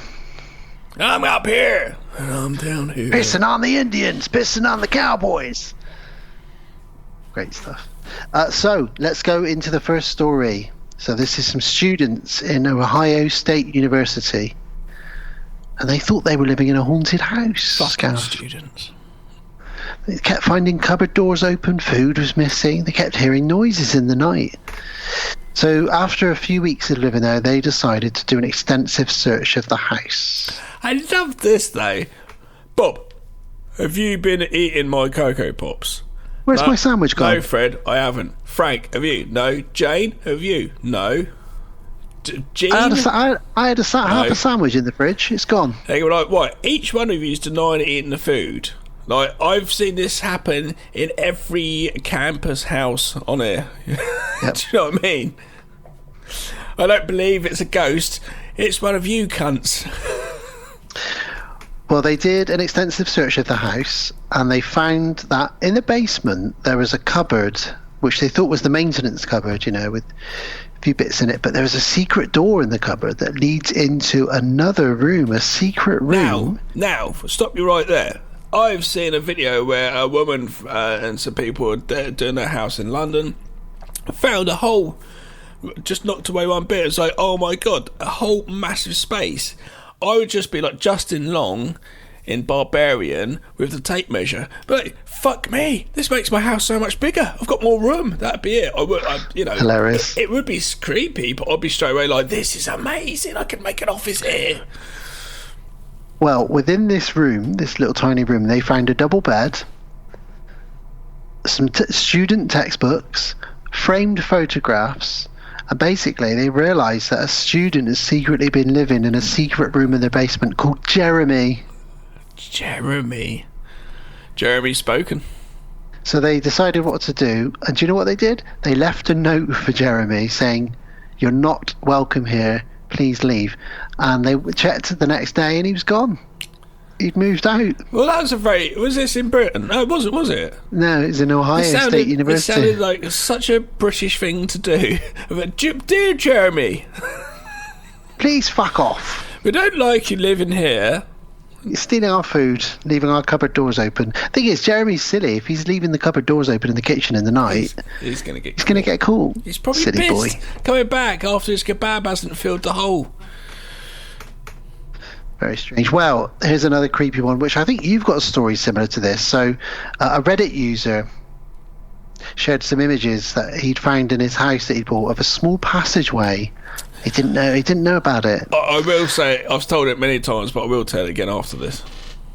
And in the tiny space, he found at the end of it, he could just reach it, squeeze through. He found a little locked door, and inside the locked door was a safe, and inside the safe was a briefcase, and inside the briefcase was a videotape, and lots of videotapes. They all had different labels, and one of them, the label was "No, no, no, no, no." Oh, this wouldn't be funny for you. My old boss would just say that no, no, no, no when he was pissed off with you, and you just take the piss out of him. So sorry. He even wrote it on a sign once to stop people walking into a room. It just said no, no, no, no. So sorry, that threw me there. And like many people I worked with would wet themselves now. Sorry, no one else knows fuck all. Carry on, Dan. So the guy, rather than watch the videotapes, he decided to hand them in to the police, and the police took the case on in their own way. We don't know what happened or what was on those videotapes. I don't think we want to know what was on them. But this sounds like sinister to me. So he found a place, a secret passage in the wall, and in the wall there was a cupboard, and in the cupboard there was a safe, and in the safe there was a briefcase, and in the briefcase there was loads of videotapes, all labelled really sinister things, like the movie. But the safe was open. Like, look. He managed to open it somehow. Crowbar or something, I don't know. Yeah, well, same story for me. I've said it before. My friend was selling a house, and he said, "Oh, come check this house out. Like, the people are coming in soon just to clear it." So basically, come in. This guy had some weird sort of stuff. I'm not going to say who it was, and because it's like a famous it's a British musician. He's kind of famous in Germany, but I'm just not going to get into who it was. And he said, come and check it out. If there's anything you want, you can just take it, because that's what this house clearance are going to do. He died and it's just going to happen. So it wasn't like we're stealing. I just put that across. So I turned up, and I wish I'd taken a bag. I had tracksuit bottoms. My tracksuit bottoms are falling down when I walked out of that place. I was like, oh my god, this is incredible. Walked in there, it's just loads of books on the occult and witchcraft. I've got Aleister Crowley's diary, not a legit diary, but it's like, do you know what I mean, like that. So it's a published version. And you're walking around this house, and it's on the outside, it's 3 small houses. So you think it's 3 individual houses, but that's just a facade. On the inside, it's broken through, all of them. It's fucking huge. Just in a town just up the road from me from here. And 3 saunas and jacuzzis, 3 in the house, just different runs. Like, what the fuck? How many sauna rooms do you need in your house? That's just ridiculous. And then upstairs there's just a secret door, and you slide it to the side, and inside it was red carpet everywhere, ceiling, walls, everything was red carpet. It's like Twin Peaks. And it went up this staircase to this other room, which would have been a loft. Originally, and you go up there and it's just red carpet everywhere, velvet, really, really red, nice carpet, really expensive would have been. And you're like, what the fuck is this place? Like, is he doing witchcraft here, or what the fuck? But then there's another secret door in there, so what the fuck? Open it up, there was a dirty sink and a really, really dirty single mattress, just a mattress on the floor, and then a box of reel-to-reel tapes.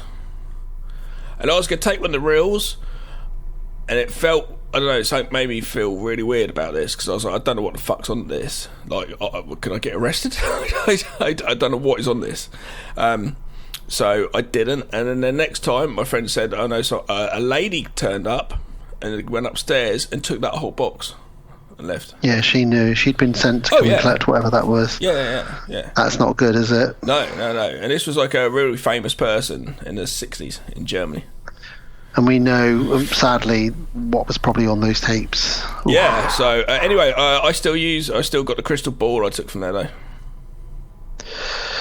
Well, the next story is a bit of a lighter story. There's a castle on an island in New York called Singer Castle. And this is a bit of a Scooby-Doo.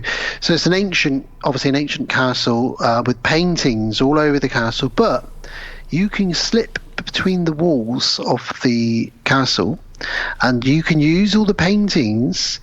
You can tilt them back, you can slide the eyes across, and you can spy in every single room of the castle. So it would have been used back in the day to keep an eye on everybody in there.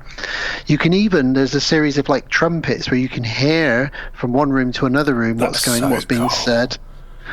Yeah, really cool. So when you see people, when you see all these sort of Hammer movies and stuff with the eyes moving on the paintings, I love that. It's my almost favourite genre.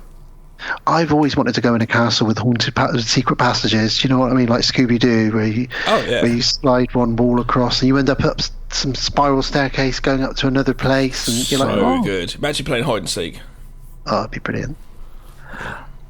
I played hide and seek once as kids. Well, not as kids, as adults. We had a friend who had a very big 6-bedroom house, and we decided to play hide and seek, and we turned out all the lights, and it was terrifying because it was such a big house, and I was the first person to be seeking people, and I was really scared because I was looking under beds thinking, is someone under here, is someone in that cupboard? It's very scary. Should have been more scared hiding, but I was more scared seeking. There we go. On to the next story then. So this is about a couple who purchased a house in 2005. Okay. Jason and Kerry. They started doing renovations on their new home as they moved in. Jason Keza. And they said, oh, what should we do about this bookcase? Let's move the... Oh, it's a door. Opened the door into the next... What country room is this? Where was this? I like to get a scope of what's going on with the story. Doesn't actually say. I think it's the UK. Right. That looks a bit. So inside the room, there was a note from the previous occupant warning them of black mold in the house, and that was it. It says, congratulations, you found the secret room. I used to own this house for a short while. It was discovered to have a serious mold problem. It's made my children very ill to this point that we've moved out. So I'd advise you to check into this. And a few more bits and details. Here's my email address.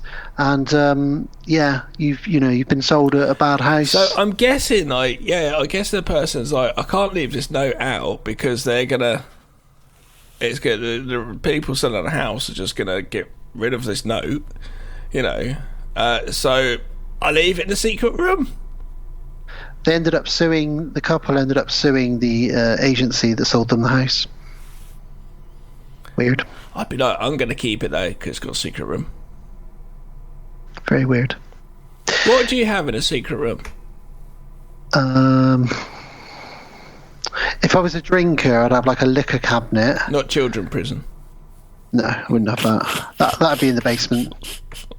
A liquor cabinet? It's not. It's a room. Yeah, it's like a secret room. No. I'd have like just one of the things like I'd have bar. there is like a liquor cabinet. Oh, sorry. And I just have a few little. It'd be like a little den. You know what I mean? Maybe a TV with like a Dan's Den video game set up in there. You could have a little YouTube channel. You could just vanish into it and no one would know. You sitting there just playing games in a vest game. I'm playing Golden Axe. For hours and hours. Don't know what I'd have. Maybe a little skate park. A little Warwick Davis. A little disco, everything. All my little special things, like my decks, a little ramp for skating. Warwick Davis would be in there. Warwick Davis. I can't keep Warwick Davis in there. He's going to die. Like suffocation or no food. Well, he's not a pet, is he? Well, I can't keep Warwick Davis as a pet in my secret room. People are like, oi, you going to go? No, don't go home yet. Oh, I've got something to show you. No, I'm tired. Honestly, come check this out. Look. Do you like those Leprechaun films? Wow, is this a secret door? Yeah, that's amazing. Yeah, but look, what? I've got Warwick Davis in it. Why have you got Warwick Davis in your little secret room? I said, I don't know, just to have for visits like this. Spontaneity. Warwick Davis. Surprise. Hello, say hello, Warwick. The Warwick Davis surprise. Or off and let we me can go sell home. tickets. Poor old Warwick. Well, the next story is a man who owned a house for a year or two and then found some unusual floorboards and boards in his basement. So he thought, this is strange. I don't know much about the foundations of this house. Let me break down this wall and break through a bit of the floor. And inside, he found loads and loads of guns, cases, and even a grenade. What the hell was going on? Fucking cartel's house. Yeah. Reported it to the police and they came and removed the stash of weapons. Yeah, come on though. You're gonna go out to the woods and just shoot some rounds, aren't you? I'd take that grenade out to the woods. I'd pull the pin and I'd lob it and see what happens. Yeah, but you know what would happen? You'd be like, I've got to make sure I throw it, because if I don't throw it, we're going to die. You know you're going to, it's going to slip out your hand. Ah! I don't know if I want to fuck with a grenade. Turning up at the hospital. And how did you lose your arm, sir? I found a grenade in a secret room in my basement. When I was on a shooting range, so in America this was, I shot, I think, an AK-47 and another gun, I think it was, and I was shown very much how to use it. But as soon as, because I'm sure that some of our listeners have guns even and shoot guns regularly, possibly. But I'm a novice. I don't know how many guns you've shot. Have you shot guns? Yeah, I've shot just a rifle, like a shotgun. Yeah, I've done a shotgun. And yeah, but once you kind of do it, it's not much work. It's all very smooth and reloading, and it's not. Do you know what I mean? It's not a lot of work, if that makes sense. Yeah, it's just the before and the after, isn't it? It's the caring of the gun and it's safety carrying procedures it and around. stuff. And I think you got to be overthinking, especially early on. Especially it becomes muscle memory after a while, but being careful with it. Like, you told me at the shooting range where they were shooting AK-47s that somebody stupidly turned round. No, it's when we were just handing our weapons back in the room, because we'd done it. We were saying thanks very much, because I was saying, oh, it's pretty cool, blah blah blah, because my friend was a member there, so he paid for me and him to go in there for a birthday present for me, and then it also said beep beep, and they shut down. It says, do not look down the barrel of your weapon. Oh my god. And someone was looking down the barrel of their weapon. Jesus Christ. But at least, though, it's quite good. They were very much on it. There's cameras there the whole time. They were because, like, obviously, someone could just turn around and just shoot everyone, surely. Do you know what I mean? But you wouldn't do that because everyone else has got guns. So it'd be a bloodbath. But, yeah, so they're very much, I guess, on it. With like everybody what they're doing, so I knew that as well. I knew that I was being watched, and like, I've never. So I was very first of all very slowly, and then go feel a bit better with it. Yeah. Spray the area with my semi-automatic. You sprayed. I'm glad you said that. Spray the area with your semi-automatic. With my jizz trumpet. Jizz trumpet. Wow. You surprised me yet again on the episode. So another student, very excited, his parents bought him a house in New Mexico. Thanks, Mum and Dad. Moved in. And after a couple of nights, he started to hear banging noises coming from under the floorboards. Oh, that's not good. After a few nights, he decided to investigate, and he found a door on the floor of the pantry, which led to a secret basement, which was adjacent to the main basement. Beneath the floor, in this room, was a desk with working lights and a cigarette still smoking on an ashtray. Oh, they were there. But after he discovered it, the person never came back. He changed all the locks, and that's all I know of the story. But yeah, that's creepy. Very creepy. Are you going to say the one about, have you seen that video of the lady that comes down from the attic? No, at the cupboard, some space that she's in. Comes down, she's pissing in the sink, then eating food and even watching TV while the guy was sleeping because he eventually put cameras up. Have you not seen it? No. Oh, it's so creepy. What? I'll find it. Oh, no, I have seen that. Yeah, she crawls. So creepy. She comes down crawls out slowly. of the cupboards. Yeah. Pisses in his sink, then eats cereal in front of the TV while he's asleep. It's so cheeky. Well, here's another case one. A family didn't want to give their names for the story, but they bought a house, realised that behind the bookcase was a spiral staircase. That's cool. Leading down to a room that someone was recently living in, because they found a crude bed, some dolls, some sweet wrappers. Oh no. So they ran away and called the police, and the police came and said, you need to board it up and we'll look into this for you. Why would you? But finding candy and sweet wrappers lying around and dollies on a bed. That's like having a child down there, isn't it? Oh, that's horrible, isn't it? For whatever reason. That's horrible. Don't like that very much. That's it. That's all my stories. Well, that ended on a sour note. What about that? Or a sweet note, if you like sweets. Yeah.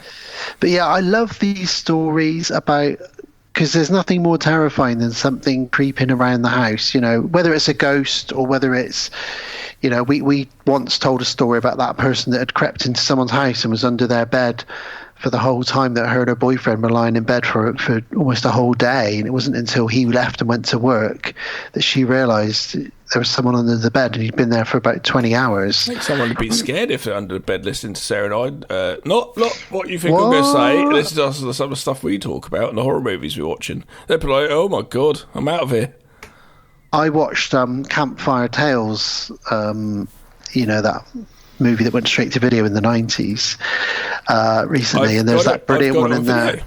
Well, there's a brilliant story in there of the girl who meets somebody on an online chat room, and she says her favourite thing that brings her comfort is at night when she's having a bad dream, she puts her hand down and her dog licks her hand, and it makes her feel safe. And she does this a couple of nights later after hearing strange noises in the house and having a bit of a nightmare, and then she looks up and she sees on the mirror people can lick too, and she looks down and in the reflection of the mirror there's a man under the bed licking her hand and the dog's being killed. It's horrible. That was the best story. It's so creepy. I love that kind of shit.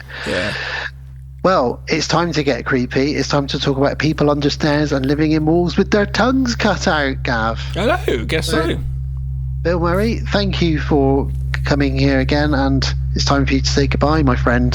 Goodbye, Bill. That's all the time we've got for this week on World of Strange. Next week, though, gimme Ira. Hairless pets.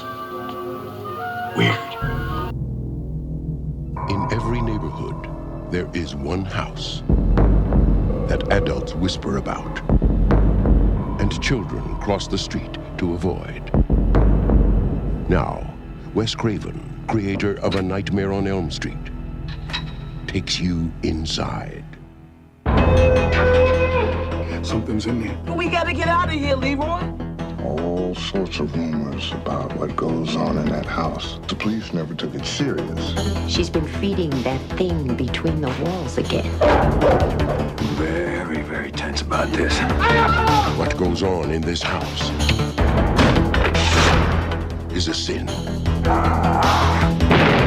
But what goes on under the stairs is a nightmare.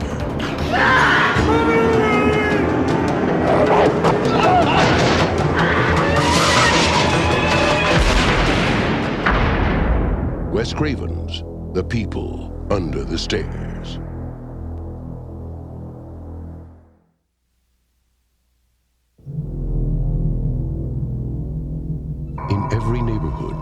there is one house that adults whisper about, and children cross the street to avoid. Now, Wes Craven, creator of A Nightmare on Elm Street, takes you inside. Something's in here. We gotta get out of here, Leroy. All sorts of rumors about what goes on in that house. The police never took it serious. She's been feeding that thing between the walls again. Very, very tense about this. There must be another way out. Can't get out. No one ever has. What goes on in this house is a sin. Your father's one sick mother, you know that? Actually, your mother's one sick mother, too. But what goes on under the stairs is a nightmare. It is time to clean house.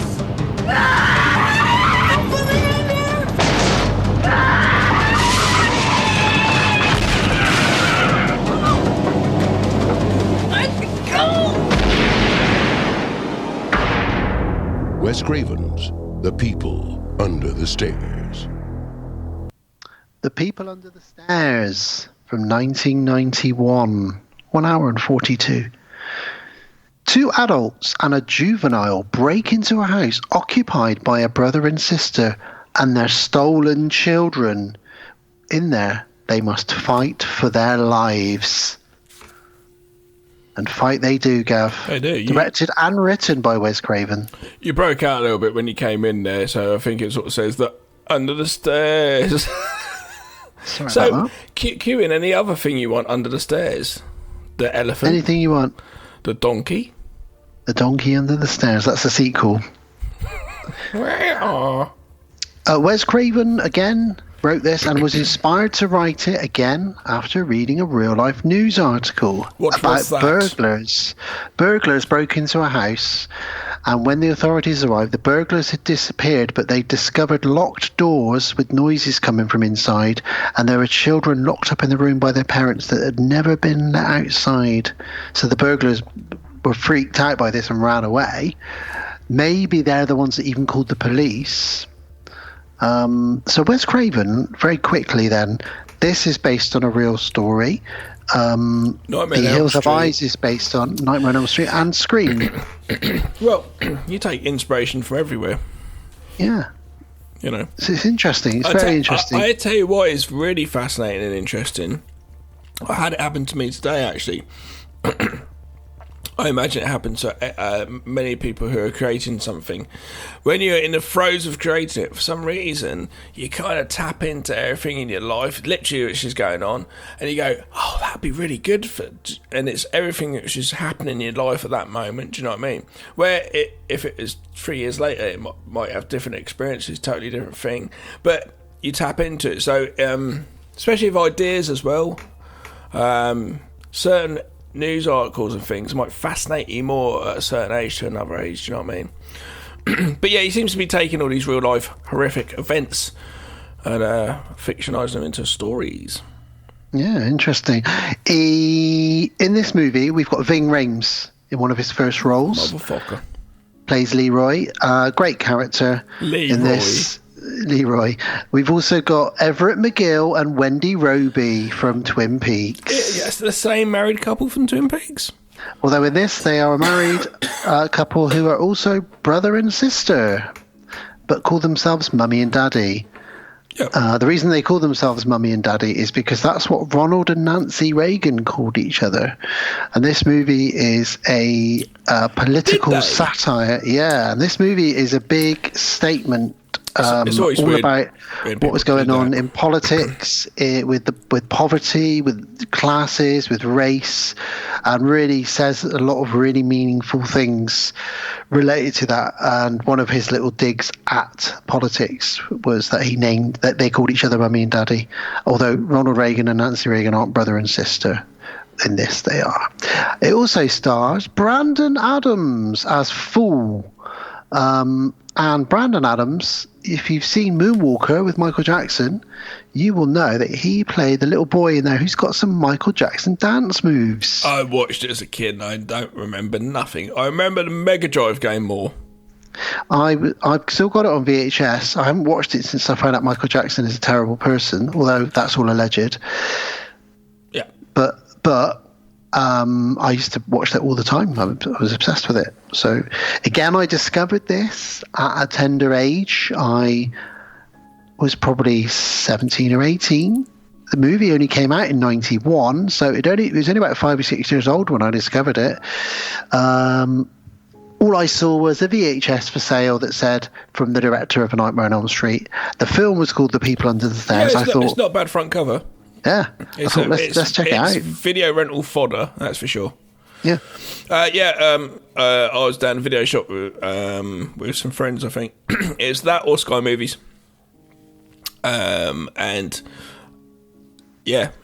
Just looked like something which would be fun. And I think I must have had it on videotape at one point, because I used to watch this quite a bit. I know this really well. Like, I didn't even need to. I could have probably done it almost by memory.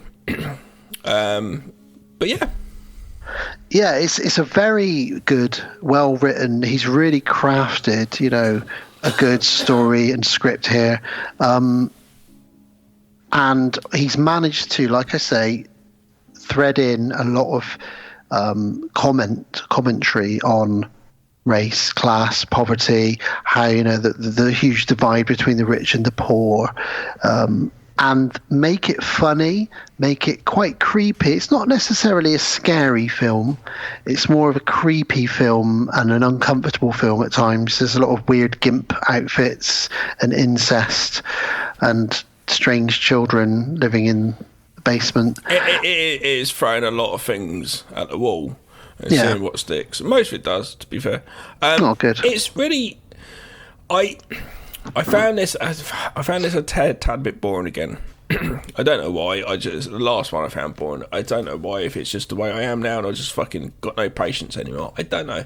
But I knew this story over and over and over and over, so it wasn't anything new for me. But I did enjoy it. I think I'll probably enjoy talking with you now about it more than I visually watched it. I think it's really interesting though. Around in the sort of, what is this? 91. Okay, yeah. So from sort of around then, going into the mid to the late 90s, we had a lot of urban finger quotations. I do apologise for my throat. I've got a bit of post-COVID. We had a lot of sort of urban movies, or black movies, shall we say. We had a sort of The Boys in the Hood, The Menace Society, New Jack City. A lot of these sorts of films, which were very popular, and I'm a big fan of them, and I still am of those films, which I expect you are as well, Dan.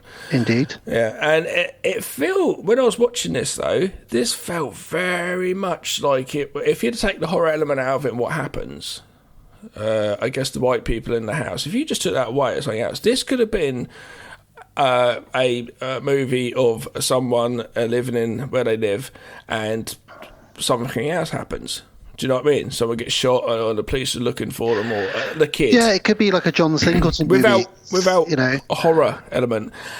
And I was quite impressed by the way Wes Craven handled all of these bits, because there's a lot of scenes in the flat talking, the thing Raim's talking about, your mum ain't got shit, man, she's gonna die, you ain't got the money for the meds, etc, etc. Yeah. I thought it was really well handled for someone who looks very white. Wes Craven looks quite a white guy, do you know what I mean, in a lot of sense, sort of sense, way he is. So yeah, I found it really interesting. I thought it was handled really well in that way, and made me think, I'm thinking about it now, how many of these other directors we have could step into that and do that? Especially a guy that's come from The Hills Have Eyes and, The Last House on the Left. Yeah, Nightmare on Elm Street. Fairly straight white horror. He does suburban horror well, though, as we know, with Scream and with A Nightmare on Elm Street. All he's done here is... do it in a poorer, more ghetto area. Yeah. And personally, myself, I don't really see colour. I see humans. Maybe that's the same for him. And for him, it doesn't matter. They're just actors working. But it is refreshing it's refreshing to see these poorer, more black areas explored in a horror. I say horror because it isn't that scary, like I say, but it gives it a different spin. Because if this was just a very white neighborhood or a middle class neighborhood, but because this is all taking place in a really poor area, and obviously we've got the very rich landlords, Mummy and Daddy, who are like the king. It's almost like a bit of a fairy tale. Because I just thought let's not have a Jordan Peele remake. Yeah, he won't. He doesn't like. But to do remakes. He wouldn't. But you can imagine this is like almost an early Jordan Peele type film. Yeah. He probably quite likes this. And I think, and it's quite impressive the way Wes Craven has handled that culture. I also think anyone who can get a kid to act really well, because kids aren't always the best actors. It's all in the casting. Yeah, but Brandon Adams is fantastic. And him and Ving Rhames and their buddy Spencer have a really fun chemistry between them. And then Mummy and Daddy are just having a blast. Everett McGill and Wendy Roby are having an absolute blast in this as the Mummy and Daddy. They're cheering up scenery. They're enjoying it. Absolutely loving it. It's got a great ending as well. Fun, rewarding fist pump ending as well, which we'll get to. I straight off the bat will recommend it. If you've not seen this, definitely watch this movie. But like I said, impatience for me, I found it a little slow. But then again, if we go through this as we do, I might change my opinion slightly via us talking about it to the next time I watch it, because it is in a way a fun film and it has a very easy storyline which people can relate to, with the whole we can't afford rent, need rent, etc., and other bits and bobs. What can we do? Well, we don't have much of a choice. We're going to have to steal because there's no way we can do anything. Okay, let's go do that. It goes wrong, etc., etc. So it's a story that everyone knows and can relate to in a certain way. Not that everyone's going to go and do something like that, but you can understand the situation when you're in desperation. Ooh, I'm ramming. It's a bit like Don't Breathe or whatever it's called, What was the one where that kind of thing, break into a house, but you're fucked once you get in there, Yeah. And it's got some great stuff in it with the dogs and that. But let's get into it then. So we start off by meeting our hero, Fool. Well, start off with me I've forgotten all about this. Tarot cards, pretty much telling the whole story of the film. That's right. Which is a really interesting way to start a movie. Really simple, but gives you like the whole narrative of what's going to happen. So his sister, Fool's sister, is reading his tarot, his future, and she says, "There you are, that's you, the fool." And she says about the picture on the card, he's either going to step off the cliff and die, or he's going to turn around and burn in the sun. And it's a bit of a metaphor, as to, are you going to take the jump, or are you going to burn, and risk being burnt in the sun to come out a man the other end? And he obviously, throughout the film, he will come out of this a bit of a man, even though he's only 13. Bless him. He's got some attitude though, hasn't he? I love him. So yeah, it's his 13th birthday. So thanks for that, sis. Thanks for reading me my terrible fortune for my birthday. But he lives in poverty. His mother is gravely ill in bed with cancer. And on top of all of that, they've received a letter from their lovely landlord saying, "You're being evicted because you can't afford to pay your rent, so we're going to kick you out." Poor old fool. It's such a fuck situation, and it's like this is the hard thing with a private healthcare system and having to have health insurance, and a lot of people not being able to afford to do that. And Fool doesn't even know that his mum has cancer at this point, but fucking Ving Rhames doesn't hold back, does he? She's got the cancer, kid. Just shouts at him. I'll go very quick. You carry on. I want to very quickly see how much healthcare insurance is roughly. Okay, interesting. This is research. So his sister, Ruby, she has this friend, Leroy, who's played by Ving Rhames. And he's kind of a bit of he's not a gangster, he's a bit of a thug, bit of a guy that'll do anything to pay the bills. He's Ving Rhames, essentially. And he tells Fool straight. He says, have you found it? Well, Fool, I won't say. Fool doesn't even know who he is. He's like, "Who are you?" Yeah, he's like, I'm Leroy. But then goes straight into it. It's like, wow, that's an intro. You know. He says, I'm Leroy. You're being evicted because the landlords want to tear this building down, and you're the last family living in this building. Your mum's got cancer. You can't afford to pay for her. So do you want to earn some money? Do you want to come with me and rob a house? And Fool's like, no, I don't want to do that. I want to be a doctor when I grow up. I want to go to medical school. And he's like, you're not going to be able to afford to do any of that, kid. Trust me, you're going to want to come and rob this house with me. So that's kind of the introduction to Leroy. $477 a month. It's not too bad. It's not too bad. But what if you've got a family of 5 people? Yeah, exactly. I guess there's probably family deals, I suppose. If you've got cancer and you can't work and you're a single mum, like Fool's mum is in this, and you've got 2 children, and you can't afford to pay your rent, you certainly can't afford to pay for that. No. Yeah. So, yeah, that's our introduction to Leroy. That's Fool's introduction to Leroy. And we cut to the landlords, Mummy and Daddy, as they like to call themselves to each other, even though they're brother and sister, but they're also a couple. They're all very fucked. I didn't know it was brother and sister. Yeah, they're brother and sister. When they get told the story by Grandpa, he tells the story. Do you think, you know? Yeah, they do. He wears a gimp outfit. Yeah, but that doesn't mean they actually, you know. We should also add that they're cannibals, but we'll come to that. They're very naughty. So this is Wes Craven doing cannibals again. Yeah. What is it with him? Inbred cannibals. He loves a good inbred cannibal. And apparently he was a really lovely, sweet man. Wes Craven? Yeah, in real life. I should imagine he probably was. Yeah, apparently a really, really sweet, lovely man, and would make stuff like this. Well, it's the same with someone like Sam Raimi. He would always show all those horror makers, filmmakers. Sam Raimi would always show up on set. He still to this day always wears a suit and tie on set. Yeah, I'm a nice he's person. Old school director.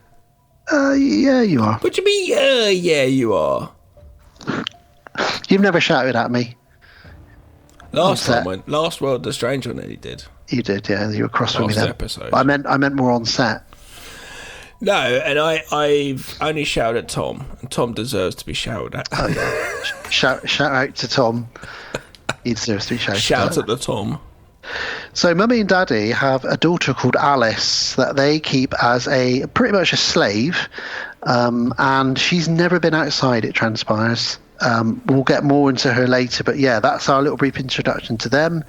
Their slave daughter, who they keep inside the house, Alice. And so we begin our adventure. Yeah, because Ving Rhames basically saying that, I know where you can earn some money. Are you game? I don't trust him in the slightest, but at the same time, this young kid's got basically all the. If I was a 13-year-old boy and Ving Rhames said, I'd follow him into the sun. I'd do anything for him. He's a hero. Have you seen him? He's brilliant. But it's a situation that this kid all of a sudden is that man of the house. Not saying it should be a man of the house, I'm just saying. And taking like that role, because we don't know what happened to Dad, presumably, unfortunately, and it still happens a lot, the male figure opts out to walk out and leave. Yeah. I don't understand how someone could do that. But, so that's why he's looking up to Ving, I think. So, well, yes and no, but he realises that he needs to step up and be the man in the house, so he's going to have to do whatever he can to make money quickly. So, yeah, he's going to trust him. And to emphasise that, as Fool gets home the next day, we find out that the building that he lives in, he's the only family still living there, but the rest of the building now is just full of hobos, junkies, prostitutes, or sex workers. And it's just not a very nice place for a 13-year-old boy and his dying mum and his sister to live. And when he gets home, Leroy's there again. And this is where he really hammers home, it's cancer. It can be cut out of her. You just need to pay a doctor. But listen to me. I've asked you yesterday, and I'm going to ask you again. I'm going to try and rob the landlords.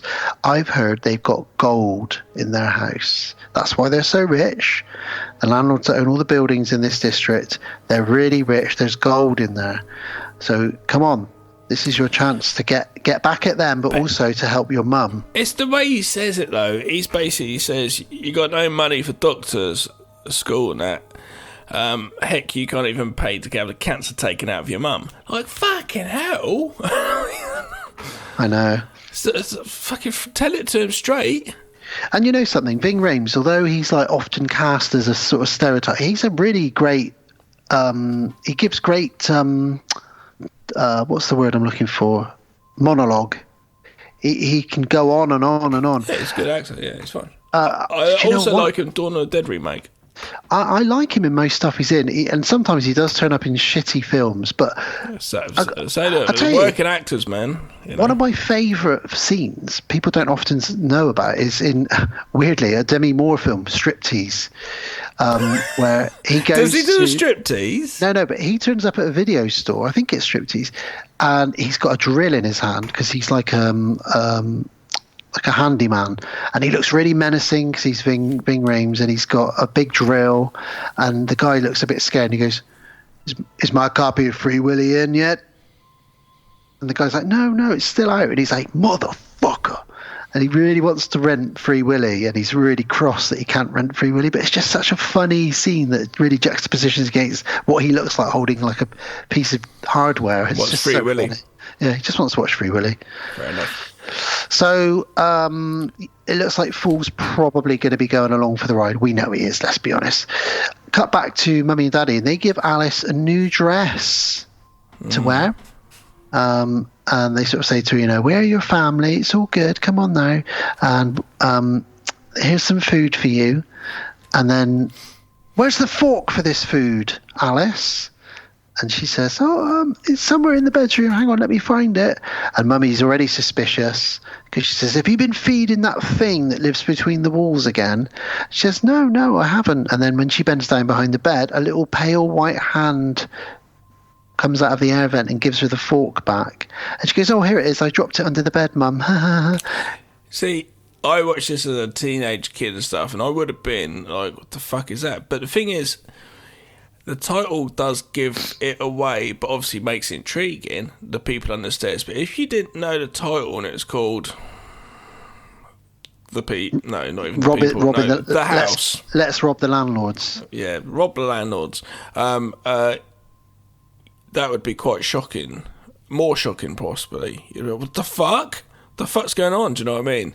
But because it's called People on the Stairs, it doesn't as come across as shocking.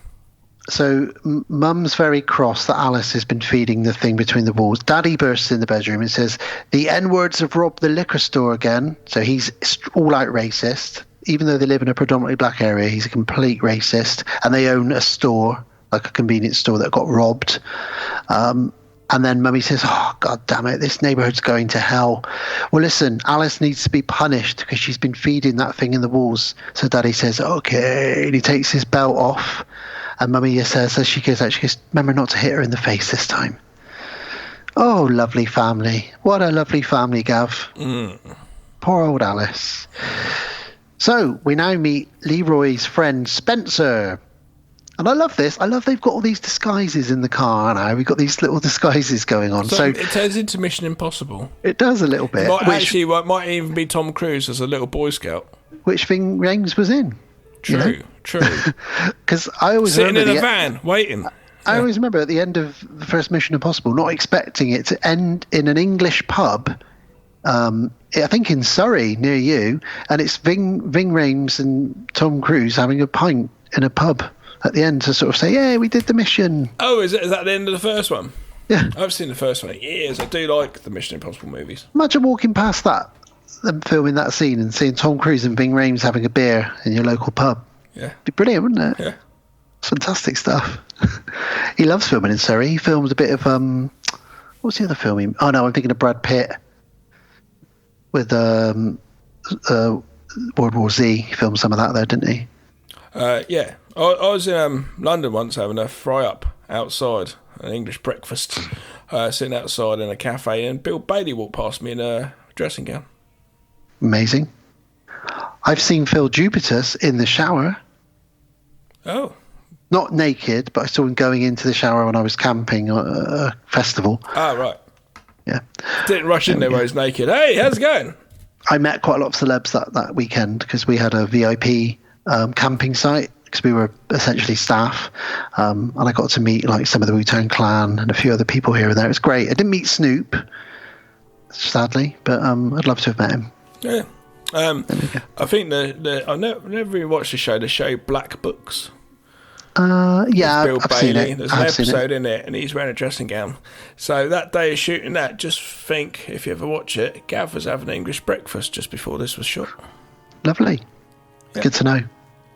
Well, cutting back to our movie then. So yes, Leroy, Spencer and Fool are all driving around, and they go and scout the mansion out, and they're like, that's the house, it's huge, and it makes it's really sense. big house. So we've got Thing in the front and like his mate Spencer, and the other dude Fool in the back. They're kind of bringing them along, but Fool's just like one of them now. It's kind of accepted, really. It's a great little gang. Funny, yeah, but they don't. Funny enough, don't sort of disrespect him, which I imagine they would have done more. Well, they need him, don't they? You know, because he's, you know, no one suspects a kid, you know, that kind of thing. And actually, Fool sees Alice looking out the windows, and she thinks, he thinks that's a bit odd. So he goes up in his little Boy Scout outfit. Cookie salesman approach. Yeah. Hello, Mum. I'm selling cookies. And she's like, get out of here, you vermin. So again, slightly racial undertones from her. Well, she's not actually straight away. First of all, she comes across and say, oh, no, thank you. And actually, I was quite surprised because I was wondering how she was going to handle the situation. She's actually a lot more politer. And he's like, okay, ma'am, but can I use your bathroom? And she's just like, no, it just won't take a minute. No. And but she is actually being polite. Well, while he's doing that, his eyes are looking all over the building because he's, you know, been told to do that. And he realises that all the windows are barred and they've all got locks on the outside. So basically the whole house is locked up nice and tight from the outside. And he's seen that there's a little girl in there, or a young girl in there as well. So he's got all this information, which he reports back to the boys. So he goes back and says to them, you know, this is what I've seen. Because Spencer's pissed at him for not getting in, and she says, I couldn't get in, she wouldn't let me. He says, why not? And then he says, like he's saying to her, he's like, there's padlocks on the outside, and things are on the outside. Like, they're not expecting that shit. He says, okay, we'll come back on Sunday, and we'll do it on Sunday. But Spencer is, as should be, I want to get in there beforehand because I want to know if there's an alarm system, because I'm not going to go into that fucking house without knowing if there's an alarm system. And to be fair, if there's padlocks on the outside, there's probably an alarm system. So he is right in what he does, and it's Mission Impossible time again. So we put the Boy Scout costume away, and now Spencer is disguised as a gas engineer. Knocks on the door. Looks pretty good. Hello, madam. Look, this is what I do with work. I quite often turn up to places, banks, all sorts, and quite often they don't care. I could talk my way into pretty much most things. I've been with you, and I've talked my way in with you. Yes, and without them really caring. They don't even ask me who I am. I'm just like someone following you around. Like, hello? Just wandering to be. Yeah, go ahead, no problem. All right, cool. And if you just play it cool, you can actually do it very easily. And that's what Spencer does. He says, hi, man, we need to check your meter. And he's got all his answers because she says, well, the meter's outside. It's over there on the end of the driveway. He says, oh, no, but there's another meter inside your house. She says, no, there isn't. He says, well, there is, I'm afraid, and we can enter your home because we are the gas company. So I either can come in now and check it, or I have to come back with the cops and a warrant, because it's all about gas safety. And she says, well, let me see some ID. He's like, not a problem. And he's got a fake ID. And she's like, okay. So she lets him go inside, and Leroy and Fool are like, yes, he's inside. This is brilliant. But then, a couple of minutes later, they see her drive off.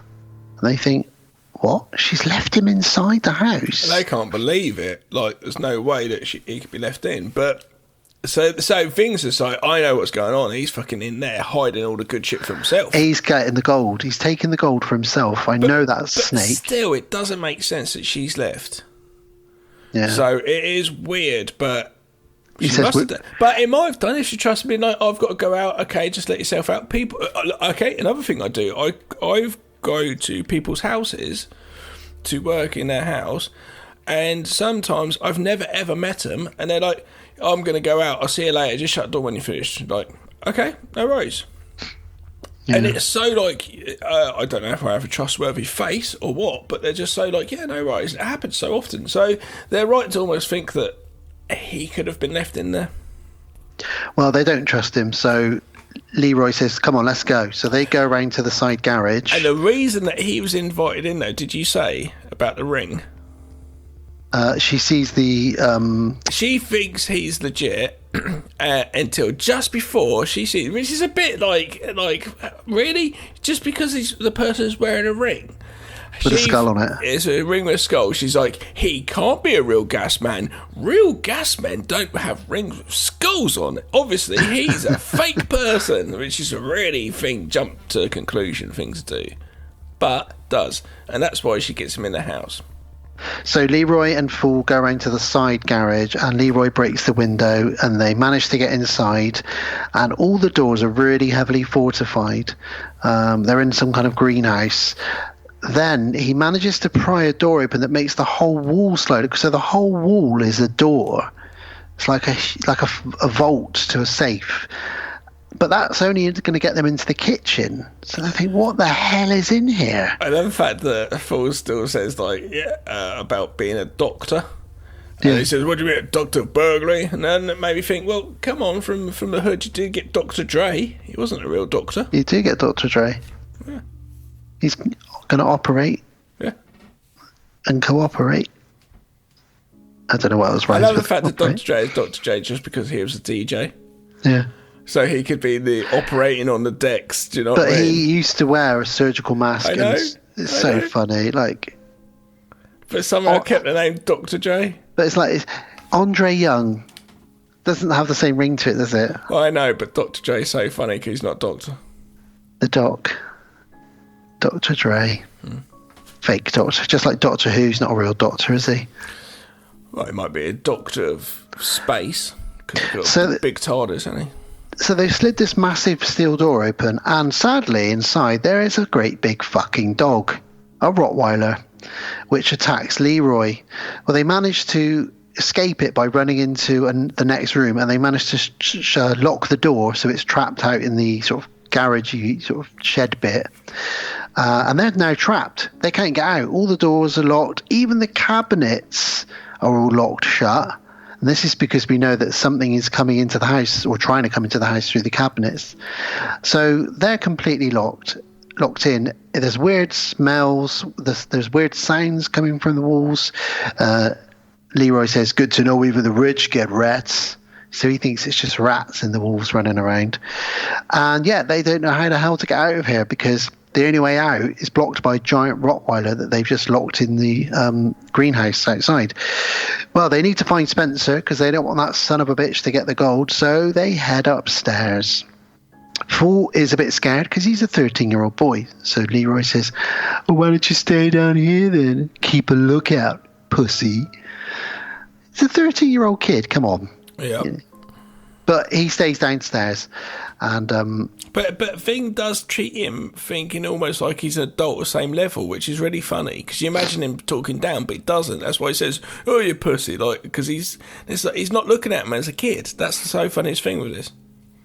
Well, Fool is quite brave because he hears noises coming from underneath the floor, so he decides to head into the basement. He's probably never watched a horror film, and he hears some whispers. Well, he thinks Spencer's down there, so he goes down. He hears some whispers and he finds Spencer's clipboard and thinks he's definitely been down here. But it's really, really dark. And then he hears a TV and he finds a really weird sight of a TV facing the wrong way into a hole in the wall. So there's a really old TV with the screens all sort of green because it's so faded and just been turned on for years. And something in the walls is using that TV just for a bit of entertainment, really. And then he sees something on the wall and he finds Spencer's body. Yep. And Spencer has a gold coin in his dead hand. And he hears a voice that sort of goes, which is basically what you'd sound like if you didn't have a tongue. Yeah. But we don't know that at the time. It's just a weird voice. But we find out that it's Roach later on. Be a rubbish podcast, wouldn't it?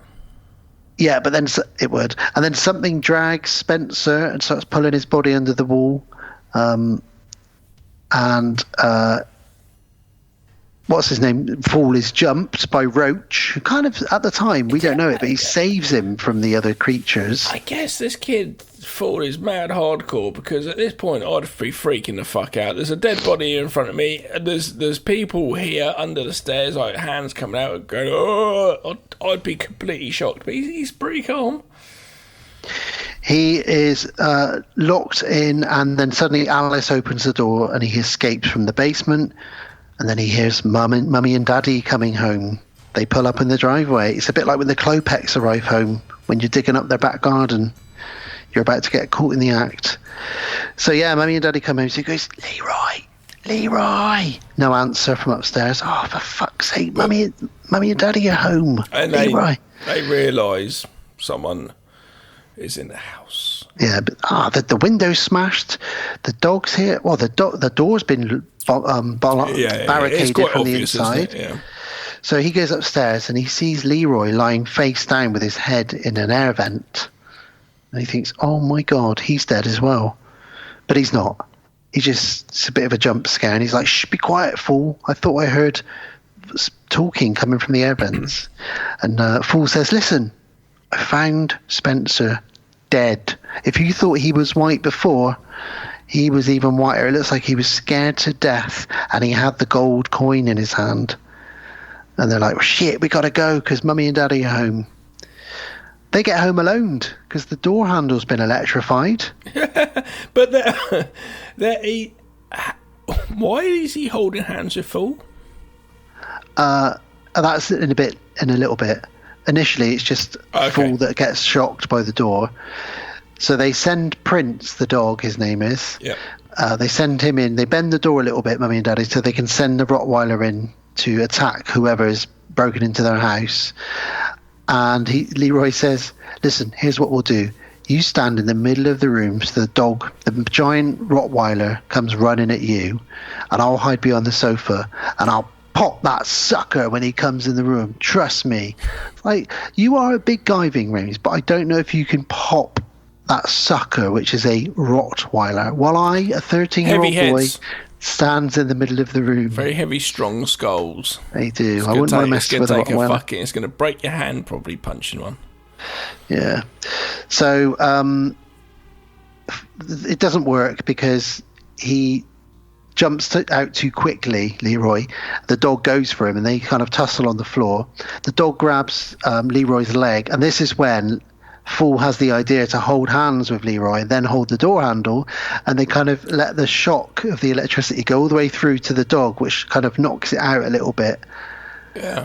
And they run upstairs, and you hear Mummy saying, "Get him, Daddy! Get him for Mummy!" Which is a bit Jason Voorhees-y, really. True. So they run upstairs, but all the windows are reinforced. Leroy's trying to kick one out, but it's just too much, too strong.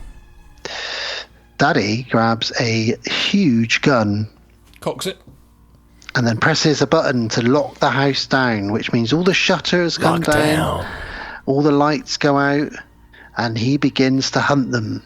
And he's loving this, Daddy. It's not his first time he's probably done this, I would say, because they do mention they've been broken into before. So I'd imagine they just end up eating whoever breaks in and feeding it to the people under the stairs.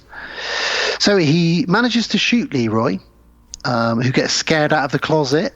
Oh, Ving Rhames coming out of the closet there, because Roach scares him. Now, Roach we will meet properly in a minute, so we'll leave that there. Well, he's hiding him. Roach just a bit, just makes him go, what the fuck?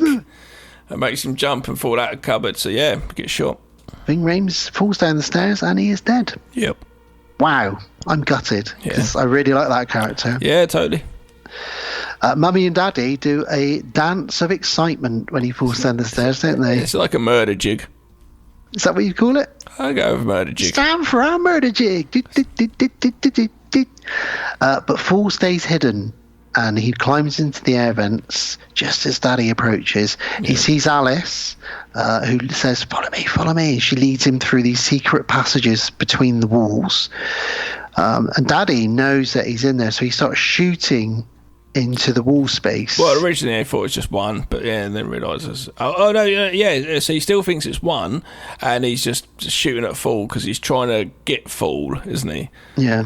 Fool's got in between. The girl later on says Fool got in between like the cupboards and stuff, so it's making Dad go mad. So he just go around shooting stuff because they're obviously insane. This man and woman. Fool comes out of a secret passageway into another corridor. And he sees Alice in the bathroom, and this is where they kind of meet. They do a bit of a handshake. And she's never been outside or nothing. Well, it's a funny little joke as well, because he looks at her and she's staring at him, and he says, "You've never seen a brother before?" Meaning you've never seen a black guy before. But she doesn't understand that, because she's like, no terminology of that. Yeah. No, I've never had a brother. And he's like, okay, but you've seen a boy before. And she's like, no, I've never been outside, ever. But she has. She's seen Fool. Well, yeah, but she's never been outside. Okay, yes. Right. But it's still a funny joke anyway, I thought. Not Fool, sorry. Roach. Roach, yeah. Roach. Okay. Yeah, Roach, old Roach, cockroach. Daddy, what does he do next? Oh, yeah, he steals the body. Sorry, he steals the body and cut. The dog's got a hand as a treat. Yep, here you go. And it's got the ring on it still, the skull ring. Yeah. Eat that. Good boy, good boy. The police turn up, though. They do. How would the police turn up? Well, hang on. Are we a little bit ahead there? Sorry, my notes are going to be in more broken out than yours. That's okay. Yeah, so she tells... So Alice, when they meet, she tells him, I've had brothers, but they weren't good enough. So what Daddy would do is cut the bad parts out of them and then keep them in the cellar. And he feeds body parts to them. And then you hear... And he's like, who is that? And she's like, oh, that's Roach. He lives in the walls. He's the one that escaped. He drives Daddy nuts. So that's the bit you were saying just now. He drives Daddy nuts. My next note says, Gimp Hunter. That's the title for a movie. Amityville Gimp Hunter. Oh, see? Amityville Gimp. Just that would be enough. Yeah. Amityville Gimp. And Daddy likes to dress in a full head-to-toe Gimp outfit when he starts hunting, which he does. And he's shooting at the walls because he knows that there's somebody else there, and he wants to get Roach, who he knows lives in the walls. So Alice helps Fool get into the wall again. And I think, what does Roach do to Daddy? He hits him or something, or taunts him at least. Yeah, he taunts him, yeah. I know why the police are there now. I looked at the rest of my notes. That's right, yeah, because outside, please continue. The van, which was used locally in a store robbery. Which was the robbery that Daddy talked about earlier. Was in fact on their driveway. So the police come by saying, what's this van doing here? It was in a robbery. And they just say, we don't know. We came home and it was here. And the police leave, and you're like, surely you should clamp that van. You need to do something or tow it away to the impound. She's quite like, what are you doing? She's quite convincing, though, isn't she? She's yeah, like, she is, but this neighbourhood is getting worse and worse, and we are scared. But I just don't know why the cops don't get the van towed away. Yeah, I don't know, but poor old Fool sees the cops outside and he's banging on the glass, but it's soundproof, bulletproof glass, and they cannot hear him or see him. So he's thwarted. They look in the van though. Once the cops go, they go, "This is why the van's still here. It's got to work for the story." Anyway, they look in, and what do they find? But the cops do say to them, "Well, listen, if these men are out there, what I would say to you is stay inside and keep your doors locked." And she says, don't worry, we will keep our doors locked. As in, we're not letting anybody out of our house. Yes, inside the van, Mummy and Daddy find the Boy Scout outfit. And they know that Fool is in the house now as well. So he is fucked. Yeah. So they send the dog into the walls. And you've got this Prince, the dog. Funny name for a dog, isn't it? Prince. I just keep thinking of Prince as in the singer. I like that Fool says to the girl, your mother's one sick mother. Yeah.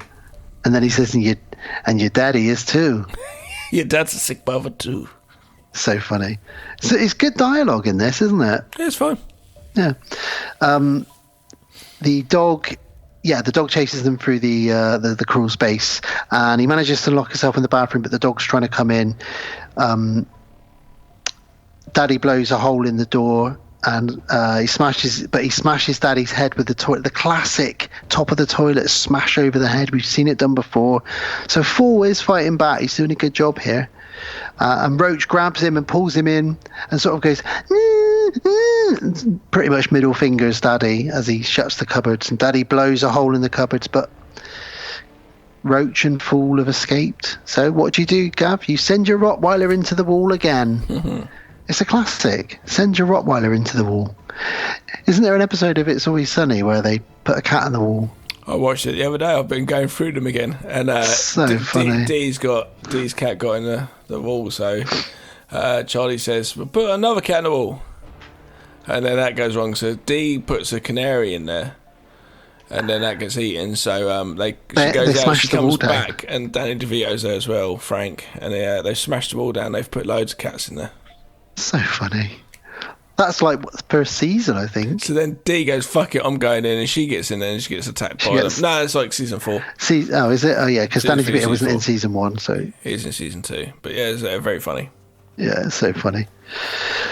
So Alice manages to introduce. We should mention as well that they send the dog down a chute because there's lots of booby traps in the house, and they send the dog all the way down a chute into the kitchen, and they're like, "Where's Alice? That little kid's going to get to her and have his way with her." So they're worried, even though they hate Alice. They're worried that Fool is a 13-year-old boy is going to do something terrible to their daughter that they don't care about anyway. It's just an excuse to have some violence, really, at the end of the day. So throw Leroy's body and Fool into the basement because they catch him. Mum drags Alice upstairs to clean up the blood. She says a line here. She says, "You kids will be the death of me." Well, wait till the end, madam, because I think they might well be. Yep. Daddy feeds Leroy to the wall children. So Ving Rhames is well and truly eaten by these children now. And then he eats a little bit himself as well. Yummy, yummy. He's the unfortunate one who gets the penis. I don't know. I don't really know how to answer that. Yeah, it might be a delicacy if you live in the wall. Could be. It's like when you get a Colin the Caterpillar cake for your birthday and you want the face. They're like, "Oh, throw him in. I want the penis. Yay." I guess. So poor old Alice is taken upstairs for a bath. She's thrown into a scalding hot bath and scrubbed with a wire brush to get cleaned up.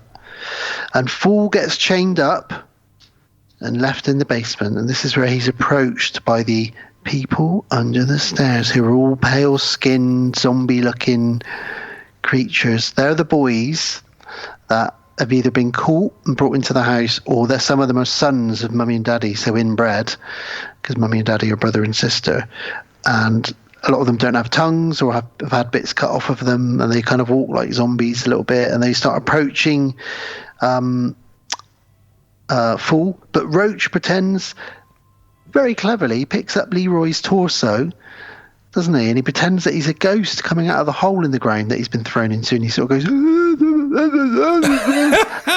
and he sort of puppeteers the dead Ving Rhames. Listeners, you can't see what I could see. It's like a little puppet then as well. It's very good. Animated Dan. Watch this film. It's you'll know exactly what I was going for then.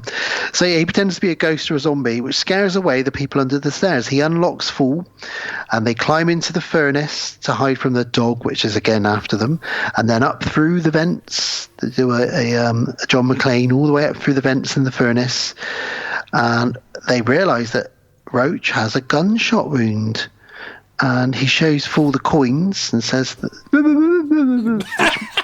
which means there's coins in this house, and what did he say?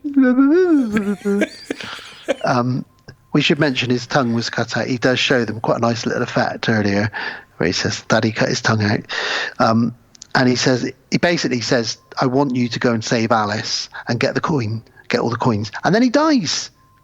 So we've lost Roach now as well. I must have not really liked Roach in this movie because I thought he was in it fucking loads. And I was like, oh, that fucking kids, fucking hell. He wasn't even in it. But yeah, I love yours. Yours is sweet, cute and funny. But his was just annoying. Yeah. As a kid, it wasn't too bad. He's not even in it that much, to be fair. Hilary Swank, the actress. Oh, Hilary I hate Swank. her as well. God, I hate everyone. Don't I? I'm so old. She auditioned to play Roach because at the time Roach was neither a boy or a girl. They were happy to take either, but they ended up going with Sean Wallen that played him. But it could have been Hilary Swank going no instead. God. Imagine that. Ugh. So yeah, he dies. Poor old Roach. So Daddy then goes upstairs and threatens Alice.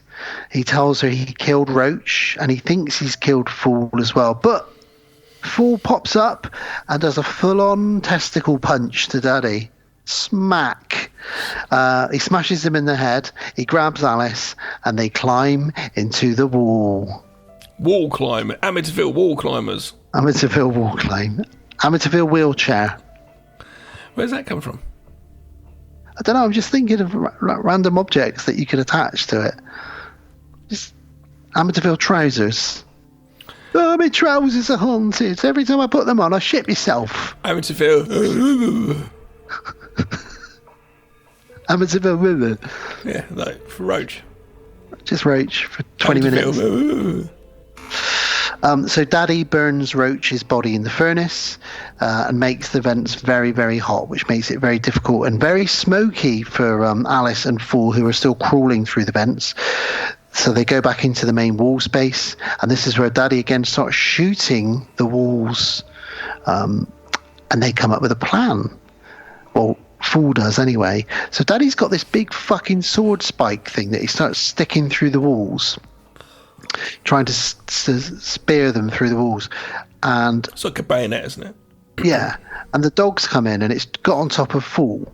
And what he does is very cleverly, he waits until he knows the spike's about to come through the wall. He lifts up the Rottweiler and it gets stabbed. And then he goes, ow, like that. So that Daddy thinks he's killed Fool. Yep. But he finds out that he's killed his precious prince. Oh. He does a little dance though just before that. Another death dance. Sad death jig. Yeah. Well, the reason he does that dance, and then he says, I got him. And Mummy says, murder jig. Prove it. And that's where they find the dog, yeah. They find the dead dog, yeah. So Alice and Fool find a window that leads to the conservatory, but you do have to jump into a pond. So Daddy comes in and tries to stop them. Fool falls off and lands in the pond and manages to be okay. But Alice remains trapped. And Mummy says, he got away. Go get into your suit, Daddy. And by suit, she means your gimp suit. Yeah. Now, why is it? What is this gimp outfit about, Gav? I don't know. When you go hunting for burglars in your walls, do you put on a gimp suit? I don't go looking for burglars in my walls, but I don't have a gimp suit. When you go looking for the goat that used to live in your attic. Goat man of loft. Goat man of loft. Get your gimp suit on, go find that goat. Oh, it's gone now. It's rats, wasn't it? All gone now. Amityville goat. Amityville rats. There we go, that'd be a good one. I love it. Amityville anal probe. Last night it was really hot, and do you know what I fancied watching? I popped on YouTube. Amityville anal probe? Yeah. Did you watch that? No. That's not what I watched. You shocked me, so I pulled myself back for that. But I'm going back forward again to where I was. I was hot, and I was like, I'm going to watch something. So I watched YouTube, and I knew exactly what I was going to watch. But it's really annoying, because as soon as they start speaking, someone else in Spanish would just say, just a little bit underneath them, the same line in Spanish. I was like, oh no. And it was Silver King movie with the rats. Oh yeah. What's it called? Graveyard Shift. I was like, oh, I'm going to watch that. That's a hot movie. Yeah, I hate that on YouTube where it's like, hey, how are you? I think I've got it on videotape though. Yeah, it was that exactly that. I was like, I could carry on. I could decipher it. And I was like, oh, fuck it. Fuck it. Well, Fool is escaped. You'd think that was the end of it. he goes to Grandpa Booker and he says, here's a coin. What do you think of this coin? And he says... He's got a few coins, though. He says, son, I can confirm that you can afford to pay your rent for the next 10 years with this, as well as pay for your mum to have the cancer removed. You are good as gold. But let me tell you about that crazy mummy and daddy. They aren't who you think they are. They're actually brother and sister. And he gives the backstory, which is that the family owned a funeral parlor, which is what that house was, which is why there's a few lot of remnants of like funeral stuff in there, like gravestones and that. And they basically are descendants of an ancestral, crazy, rich white family that live in this urban area. And they're sick, they're twisted, and they call themselves Mummy and Daddy. And they're the landlords who own the building. So there's your backstory. And Fool decides, I've got to go back and get Alice. I can't leave her in there because I'm the hero of this film. And he calls police about child abuse. Yeah. Hello, police. What do you want? I'd like to report child abuse. Okay, where? In the rich people's house. Okay, we'll get someone there to go and investigate. Is that the information he gives? Yeah. Incredible. So the police come round. Everybody's poor apart from one house. Yep. There's about 10 police in their house now, and Mummy's frantically going around making them all coffee. Would you like sugar and cream? Would you like some biscuits and cookies with that? And she's making sure they all feel very happy and safe. And they're all, oh yeah, coffee, donuts, brilliant. These cops are all absolutely loving it, and they're putting on a good show. All the while, though, they're thinking, oh God, I hope none of the people that live in under the basement or in the walls are making any sounds, because you're gonna have to try and explain it. I imagine it's pretty much soundproofed upstairs and downstairs. But I do get elements of this that remind me of The Burbs again. Yeah. Do you know what I mean? They say they had a kid and the kid left them, and that's why it's a bit distressing, all of this, really. Well, no, the kid died. Oh, okay, yeah. Because they go upstairs and the police find Alice's room, and they're like, I thought you said you didn't have children. And they're like, oh, our dear sweet Alice, she's no longer with us. And he's like, oh, I'm so sorry to hear that. It must be really hard for you. And she says something like, she never really left. She'll always be here. And then she looks around knowing that Alice has probably heard her say that because she's in the walls. Yeah. So they go, oh, we better leave because they've lost a child. Come on, they're really nice. They've given us all loads of coffees and biscuits. They must be normal people. Let's go. So they leave. Daddy's another funny bit is while the police there, Daddy's like frantically running around hiding all of his gimp shit. You know, he's picking up all the little spiked gloves and shotguns. Do you think he's the gimp in Pulp Fiction? Yes, because Ving Rhames. Oh my God. This isn't the first time Ving Rhames has worked with a gimp. No. This is crazy. Yeah, I don't know how many actors can say that. I've worked with 2 gimps in my career. They call me when there's a gimp scene needed. Medieval on your ass. Medieval on your ass. Jesus, that scene, I did not expect that scene in the cinema. And the worst thing is, they show you a little bit of it. I know we've already reviewed Pulp Fiction, but they show you a little bit of what's happening to Ving Rhames. And then Bruce Willis takes an extreme too long to decide which weapon to go down there with. Like, I get he wants to make sure, but that guy is getting absolutely buggered senseless downstairs. Come on. Pick your weapon quickly and go and save him. Yes, a samurai sword. Oh, a chainsaw. Very good. Yeah, come on. Samurai sword it is, though. Yes. Great film. Ving Rhames. Imagine when he got the script for that. This is what's going to happen to you. Okay. And I'm going to get bent over here. Yep, that's it. Okay. Bruce Willis is going to come in with a samurai sword. There's a really creepy guy with a beard just aside going, yeah, that's it. Yeah. And then the guy from that Jim Carrey movie, The Mask, is going to be the one orchestrating it all. So weird. It is weird. But yeah, gimps. So he's hiding all his gimp shit and all of his guns. They pretend they lost their child. The police have leave, and that's fine. And then he says, she says, you better get a new dog tomorrow. A real big one, Daddy. So they're like, all right, we're over the dog. Let's get a new one tomorrow. Very quickly, I can't believe that Simpsons parodied that fucking scene. the Pulp Fiction scene. Yeah. Have you ever seen that? No, I haven't seen that. It's fucking well good. How did they do that? There's a fight going on with... Who is it? Two characters are fighting. And they roll into the store. And Milhouse, his dad and Milhouse go in there, and Milhouse comes in and says, "Excuse me, can my son use your toilet? He really needs to use the bathroom."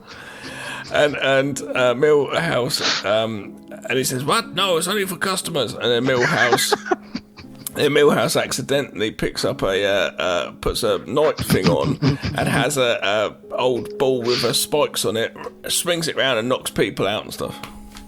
I'll have to YouTube that. Yeah, totally. That sounds funny. On a side note, while we're talking about The Simpsons, you're an expert on The Simpsons in some ways. Could you answer me a quick question? So, I believe there's, 25, maybe 30 seasons of The Simpsons now, right? About 28, 29, I think. Does every single season have one... Treehouse of Horror. Yeah. Is that right? Yeah, I think even the first season, maybe not the first season, maybe it started on the second season. I don't know. Because, but yes, yeah. I'm gonna, for one of my Halloweens at some point, I'm gonna do every single Treehouse of Horror for my Halloween 31 days. Yeah, I tell you what. In fact, there isn't 31, but in one of the recent seasons, they did an It special. So one episode was It, but it wasn't a season. So you could include that, and if you look through it, you might be able to include a couple more, which is almost horror episodes, which aren't Treehouse Horror, to make up 31. Like the one episode I've seen the most, because I don't watch The Simpsons that much, as you know, but the one episode I've seen the most is the Cape Fear one, where they get relocated and become the Thompsons. I don't know why I've seen that one the most. Weirdly, it's because it was on TV a lot back in the day. But you've got Disney, haven't you? Yeah, because it's all on now. This October, Halloween, just go do that. Yeah, because if you go to Halloween last year, the reason I was inspired to do it is because Halloween last year, they were like, get into the spooky season, and they'd actually compiled all the Treehouse of Horrors into one section. Yeah. So I might do that, because they're only 20 minutes. Yeah. That'd be fun. Thank you. But that Simpsons one, that one of the parody is 21 short stories about Springfield, I think the episode's called. Amazing. Or 22. Amazing. So, what they don't know, what Mummy and Daddy don't realise is that while they were distracted with the cops, they left the back door unlocked, and Fool snuck into the kitchen, and he's in there, and he sneaks upstairs with a big poker.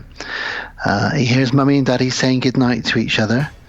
Now he knows that they're brother and sister. It's all a bit gross. And they say, "Well, Daddy, we need to say our prayers before we go to sleep." And he says, "Oh, sorry, I almost forgot. Now I lay me down to sleep," which is from Nightmare on Elm Street. It's the second time that Wes Craven's used that. And he thinks that's weird. Why is it going a bit down to... And then he realizes they've tricked him, and it's a tape recording. They've lured him into the bedroom, and Gimp Man grabs him from behind. But he gives him the old 28 days later thumbs in the eyes, doesn't he? Yeah. Gets Daddy right in the eyes. He smashes him with the poker. He finds a control panel that unlocks the doors, and Daddy starts to hunt him. So he's not blinded, but he's very cross. I think he's so cross, he takes his Gimp mask off. Have you ever been cross enough to take off your Gimp mask? Never. Imagine that in a British pub. And then he made me so angry, I took off my Gimp mask. Oh, Nigel, you didn't. Yes. Oh, you must have been very angry. I was furious. I hated a Saturday night when Nigel's the Gimp. Nigel the Gimp. Amityville Nigel. Nice. Amityville Nigel, Gimp time. So... Fool climbs up in through the chimneys, and he realizes that Alice is tied to the outside of the chimney with a bolt through the chimney. So he pops the bolt out through the brick, and he starts taking the bricks down. Daddy comes in, she pretends to carry on being tidied up, and then he leaves again because he's going to have his way with his own daughter. I know. At this point, Fool has actually told her as well that they stole you. They're baby snatchers. Yeah, he said to her, "They're not your mum and dad. They're actually brother and sister." Yeah. So he leaves again because Mummy's like, "Come out here, come and help me." So he leaves again. So they plan to escape. He finishes unlocking her. And they think, well, should we get out through the window? And she says, we can't jump into the pond this time that you jumped into because Daddy drained it and filled it up with broken glass and barbed wire. So if we dive into that, we're going to get sliced to ribbons. He's like, oh, Jesus Christ, what are we going to do? Then they find a load of TNT and explosives. So bear that in mind because that's going to come back a bit later on. Let's climb up to the roof, says Fool. So they do. They climb up to the roof. Mummy and Daddy hear sounds and soot coming down the chimney. Then they realise they're up the chimney. And again, another Home Alone reference. Because Daddy looks up the chimney and Fool drops a brick straight down the chimney. Smash on the head. So Fool and Alice climb down the chimney. And this time they dive bomb down the chimney and hit Mum. They grab the gun off her and they carry on sliding all the way down into the living room. And Fool says, I'm not finished with them yet. He's out for full-on revenge at this point now. So he sees all the people under the stairs and he thinks, I can use these people and I can use the dynamite.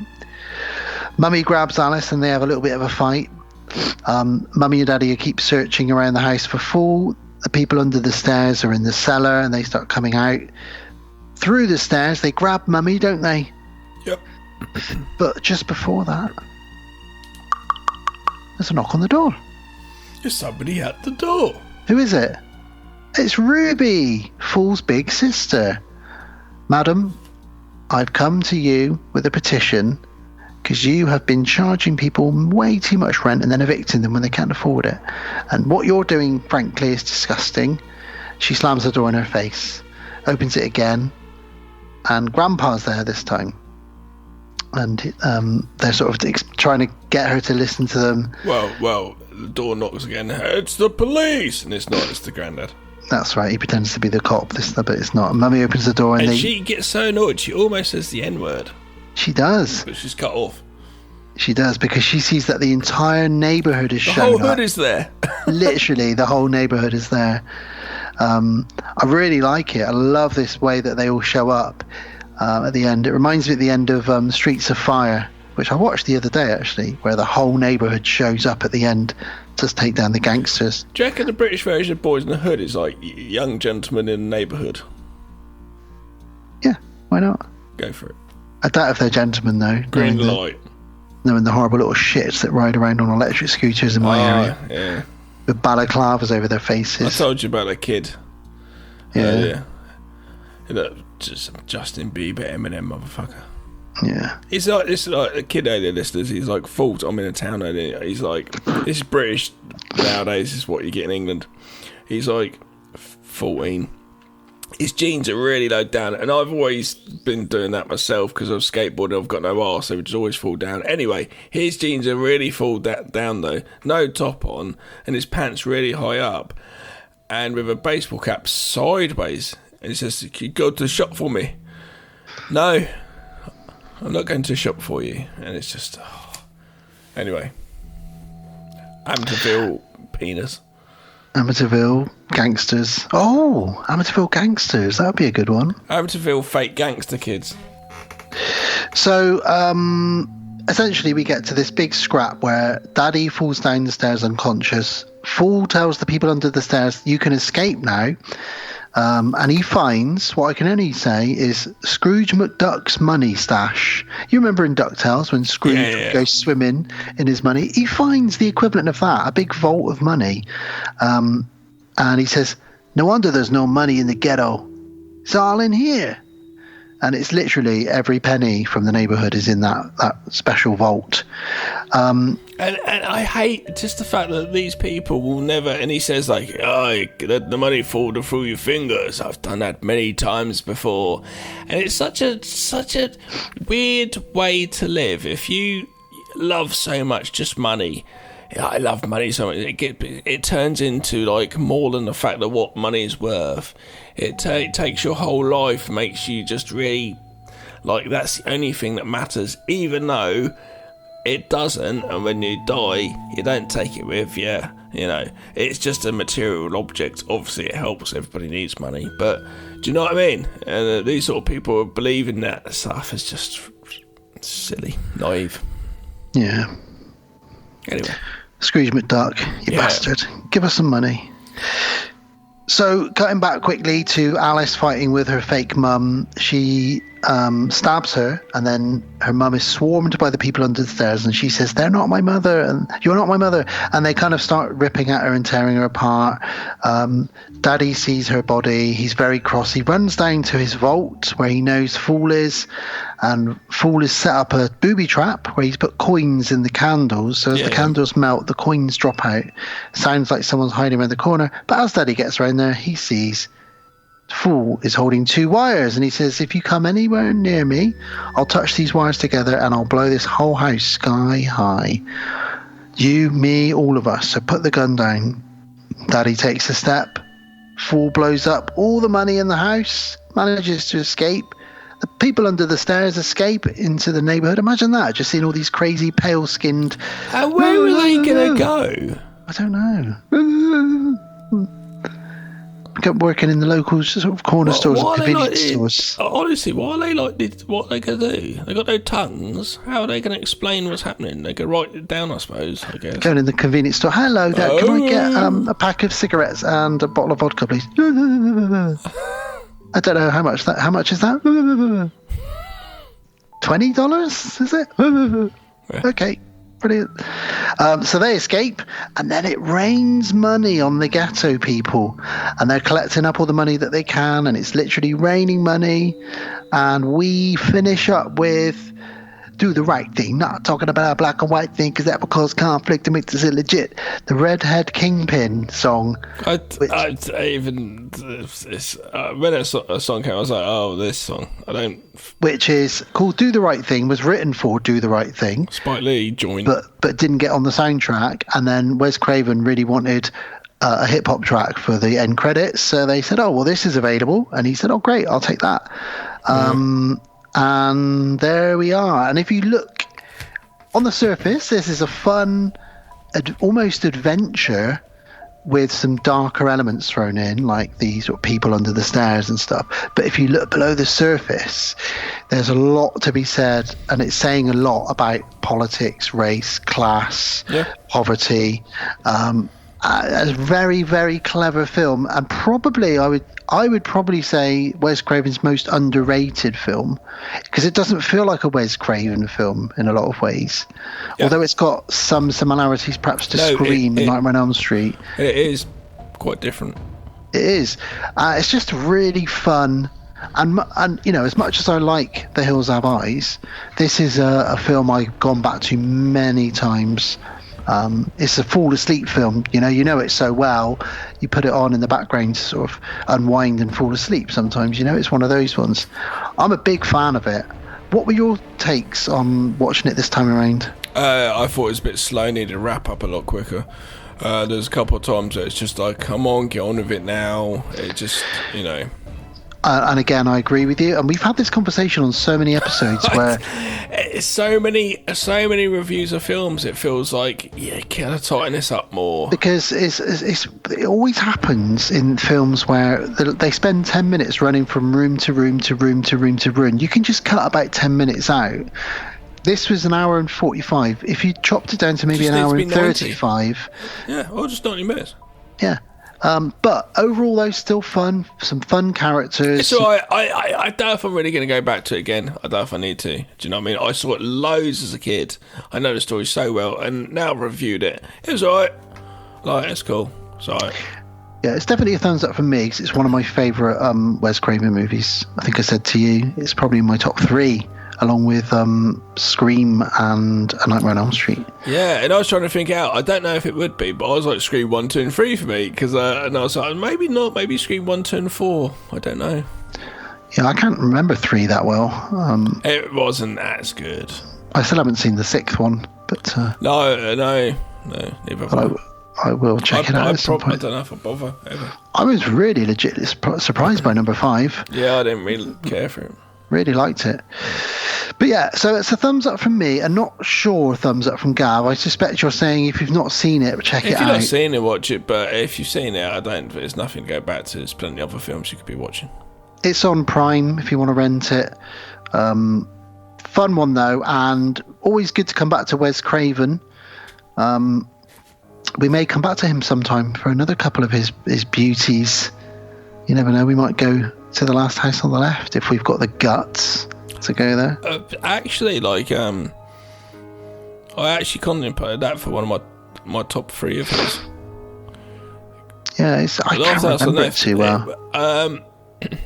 Yeah, I remember it pretty well. I saw it actually, I think, last year again.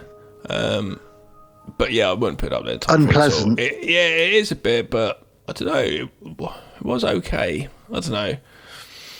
Well, there we go, Mr. Craven. Rest in peace. Thank you for that. Right.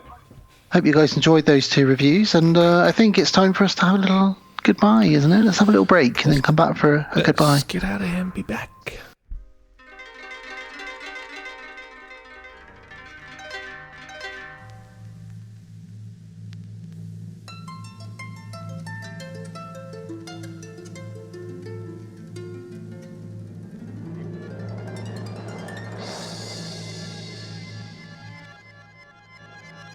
And we're back again. We're back again. I love that. Just before you press record, it's Gary Busey, and we're back again. We were just talking about your loft, and I said, what if you find Gary Busey up there? Yeah. I'm weirdly linked to this episode. I'm in the process of potentially getting my loft converted into a storage space, not a room. And I just said to Gav, imagine if I found a secret room up there. Because when I first went up there, I was really hoping to find like a box of treasure or something, you know. But all there was a table up there and a huge piece of cardboard, and that's it. Nothing else. No. Lots of spiders. That was episode 158 of the podcast on Haunted Hill, a Wes Craven special, a director special. But it's time to look forward, and our next episode is another patron pick.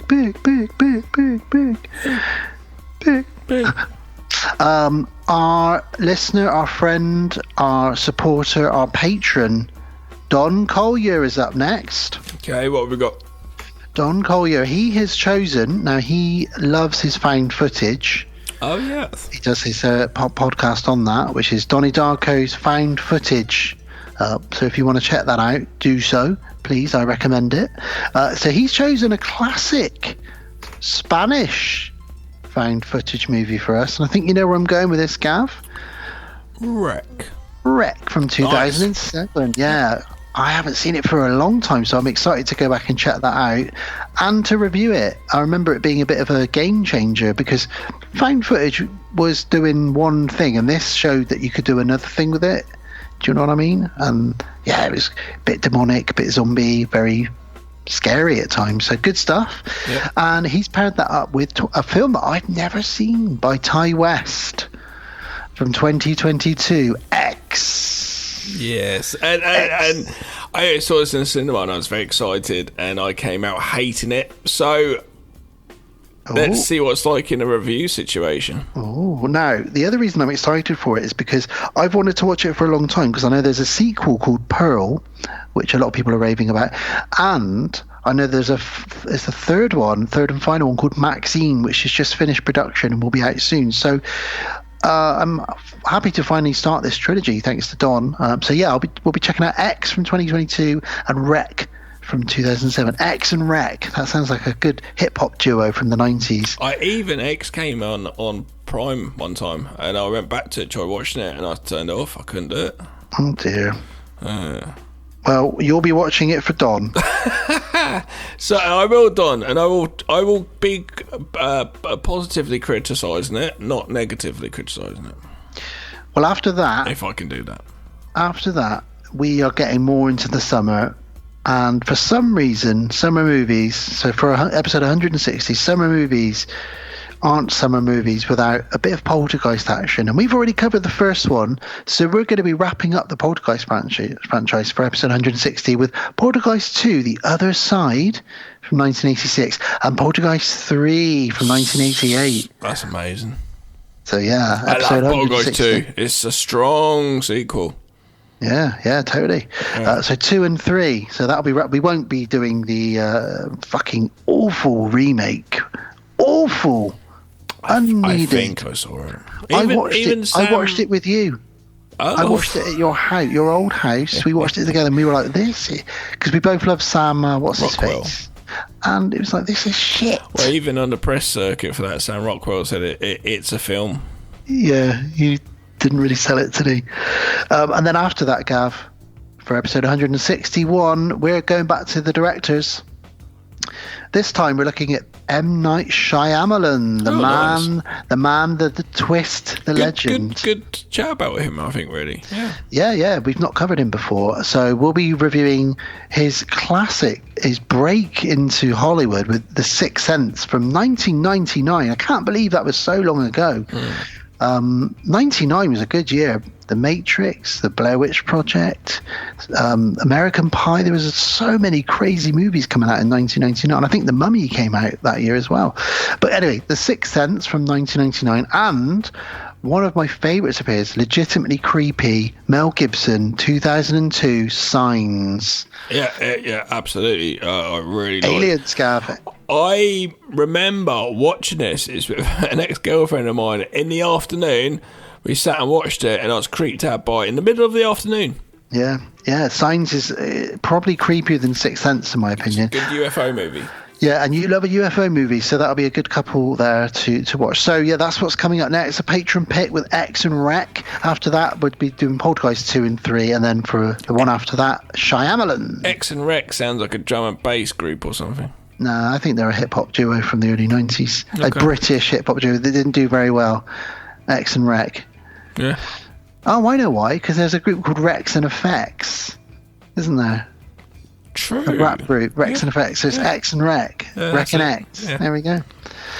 So there we go. It's time for me to do some housekeeping, and then we can do our goodbyes and farewells and good nights. So thank you to everybody for listening and supporting, sharing, and doing all the things that you do. Obviously, we are and have been the podcast on Haunted Hill, a proud member of Legion Podcast Network, and have been for a good 10 years now. We're also under the Deadbolt Media umbrella. Yep. You can find out more about Legion if you go to legionpodcast.com. Do bear with us while the website is being updated. It's all swanky, new and fresh, but it is almost done now. On there, you can not only find all of our historic episodes all the way back through the last 10 years, but all the other shows that have been on Legion and all of their episodes. We're on Facebook. Just go to Facebook and search for the podcast on Haunted Hill. You can join our community of crazy people that share what films they're watching, what they're looking forward to, gifs, memes, trailers, and other nonsense. It's fantastic, and you'll meet some good and great people on there. You can email us directly, the podcast on Haunted Hill at outlook.com. if you want to ask us questions or anything else. And Legion also have a Facebook page, which I encourage you to join, which is just again on Facebook. Just go to Legion Podcasts. Wherever you're listening to us now is where you can continue to listen to us. We're on pretty much everywhere you can find podcasts: Spotify, YouTube, Podknife, Podbean, Apple, all the other bits and bobs. And we're on Instagram. Our handle is the Podcast on Haunted Hill Insta. Deadbolt is our production company. We have comics, we have short films, we have feature films, we have this podcast and Gav's other podcast, which is called The Strangeness Podcast, where we talk about spooky things. Yes, so if you want to know more about that, go to deadboltfilms.com. There's a YouTube channel as well, so just search for Deadbolt Films. And again, we're on Instagram under all one word, Deadbolt Films. Finally, we are part of Patreon. So if you want to become a Patreon supporter, you can. You don't have to do so, but if you want to, for as little as £1 or $1 a month donated, you can help the show continue to grow, move forward, tick along nicely. For doing so, you will be rewarded with a T-shirt in one of 3 colours, shipped to wherever you live, unless you shipped, not shitted, too. Unless you live under the stairs. We won't be sending it there. Oh, we might do. We might send it to you if you live under the stairs. Yeah, that's fine. Yeah, if you're a person under the stairs, you'll get a T-shirt. Just try to explain when you go, oh, what that is to us. You also get. I love your little one. You also get access to our entire back catalogue. Every Friday, we publish one of our old episodes on what we call Freaky Friday. So some people wouldn't have even heard some of the very early episodes. They stay on there. So if you're a patron, you will always have access to our episodes. If something happened and all our episodes just vanished, if you're a patron supporter, you will still have access. You will indeed. And most importantly, not only will you have any access to any bonus content we occasionally put up, but you also get to pick 2 films for us to watch. So every 3 episodes is a patron pick. So roughly we do about two every 2 months, roughly. If we do two shows a month. Yeah, if we're on schedule. Yeah, if we're on schedule. And you'll get to pick something that is horror or sci-fi or cult adjacent, as long as it's in that wheelhouse and we haven't covered it, we will cover it. If you are a patron, I'll just contact you and when it's coming up to your time, and you'll just need to send me what you want. And if you want to, a lot of people do send us a quick paragraph or 2 about why they've chosen that film, what it means to them, and all that kind of stuff, and wear the crown, the invisible crown, for that whole episode. So there's lots of pluses to becoming a patron.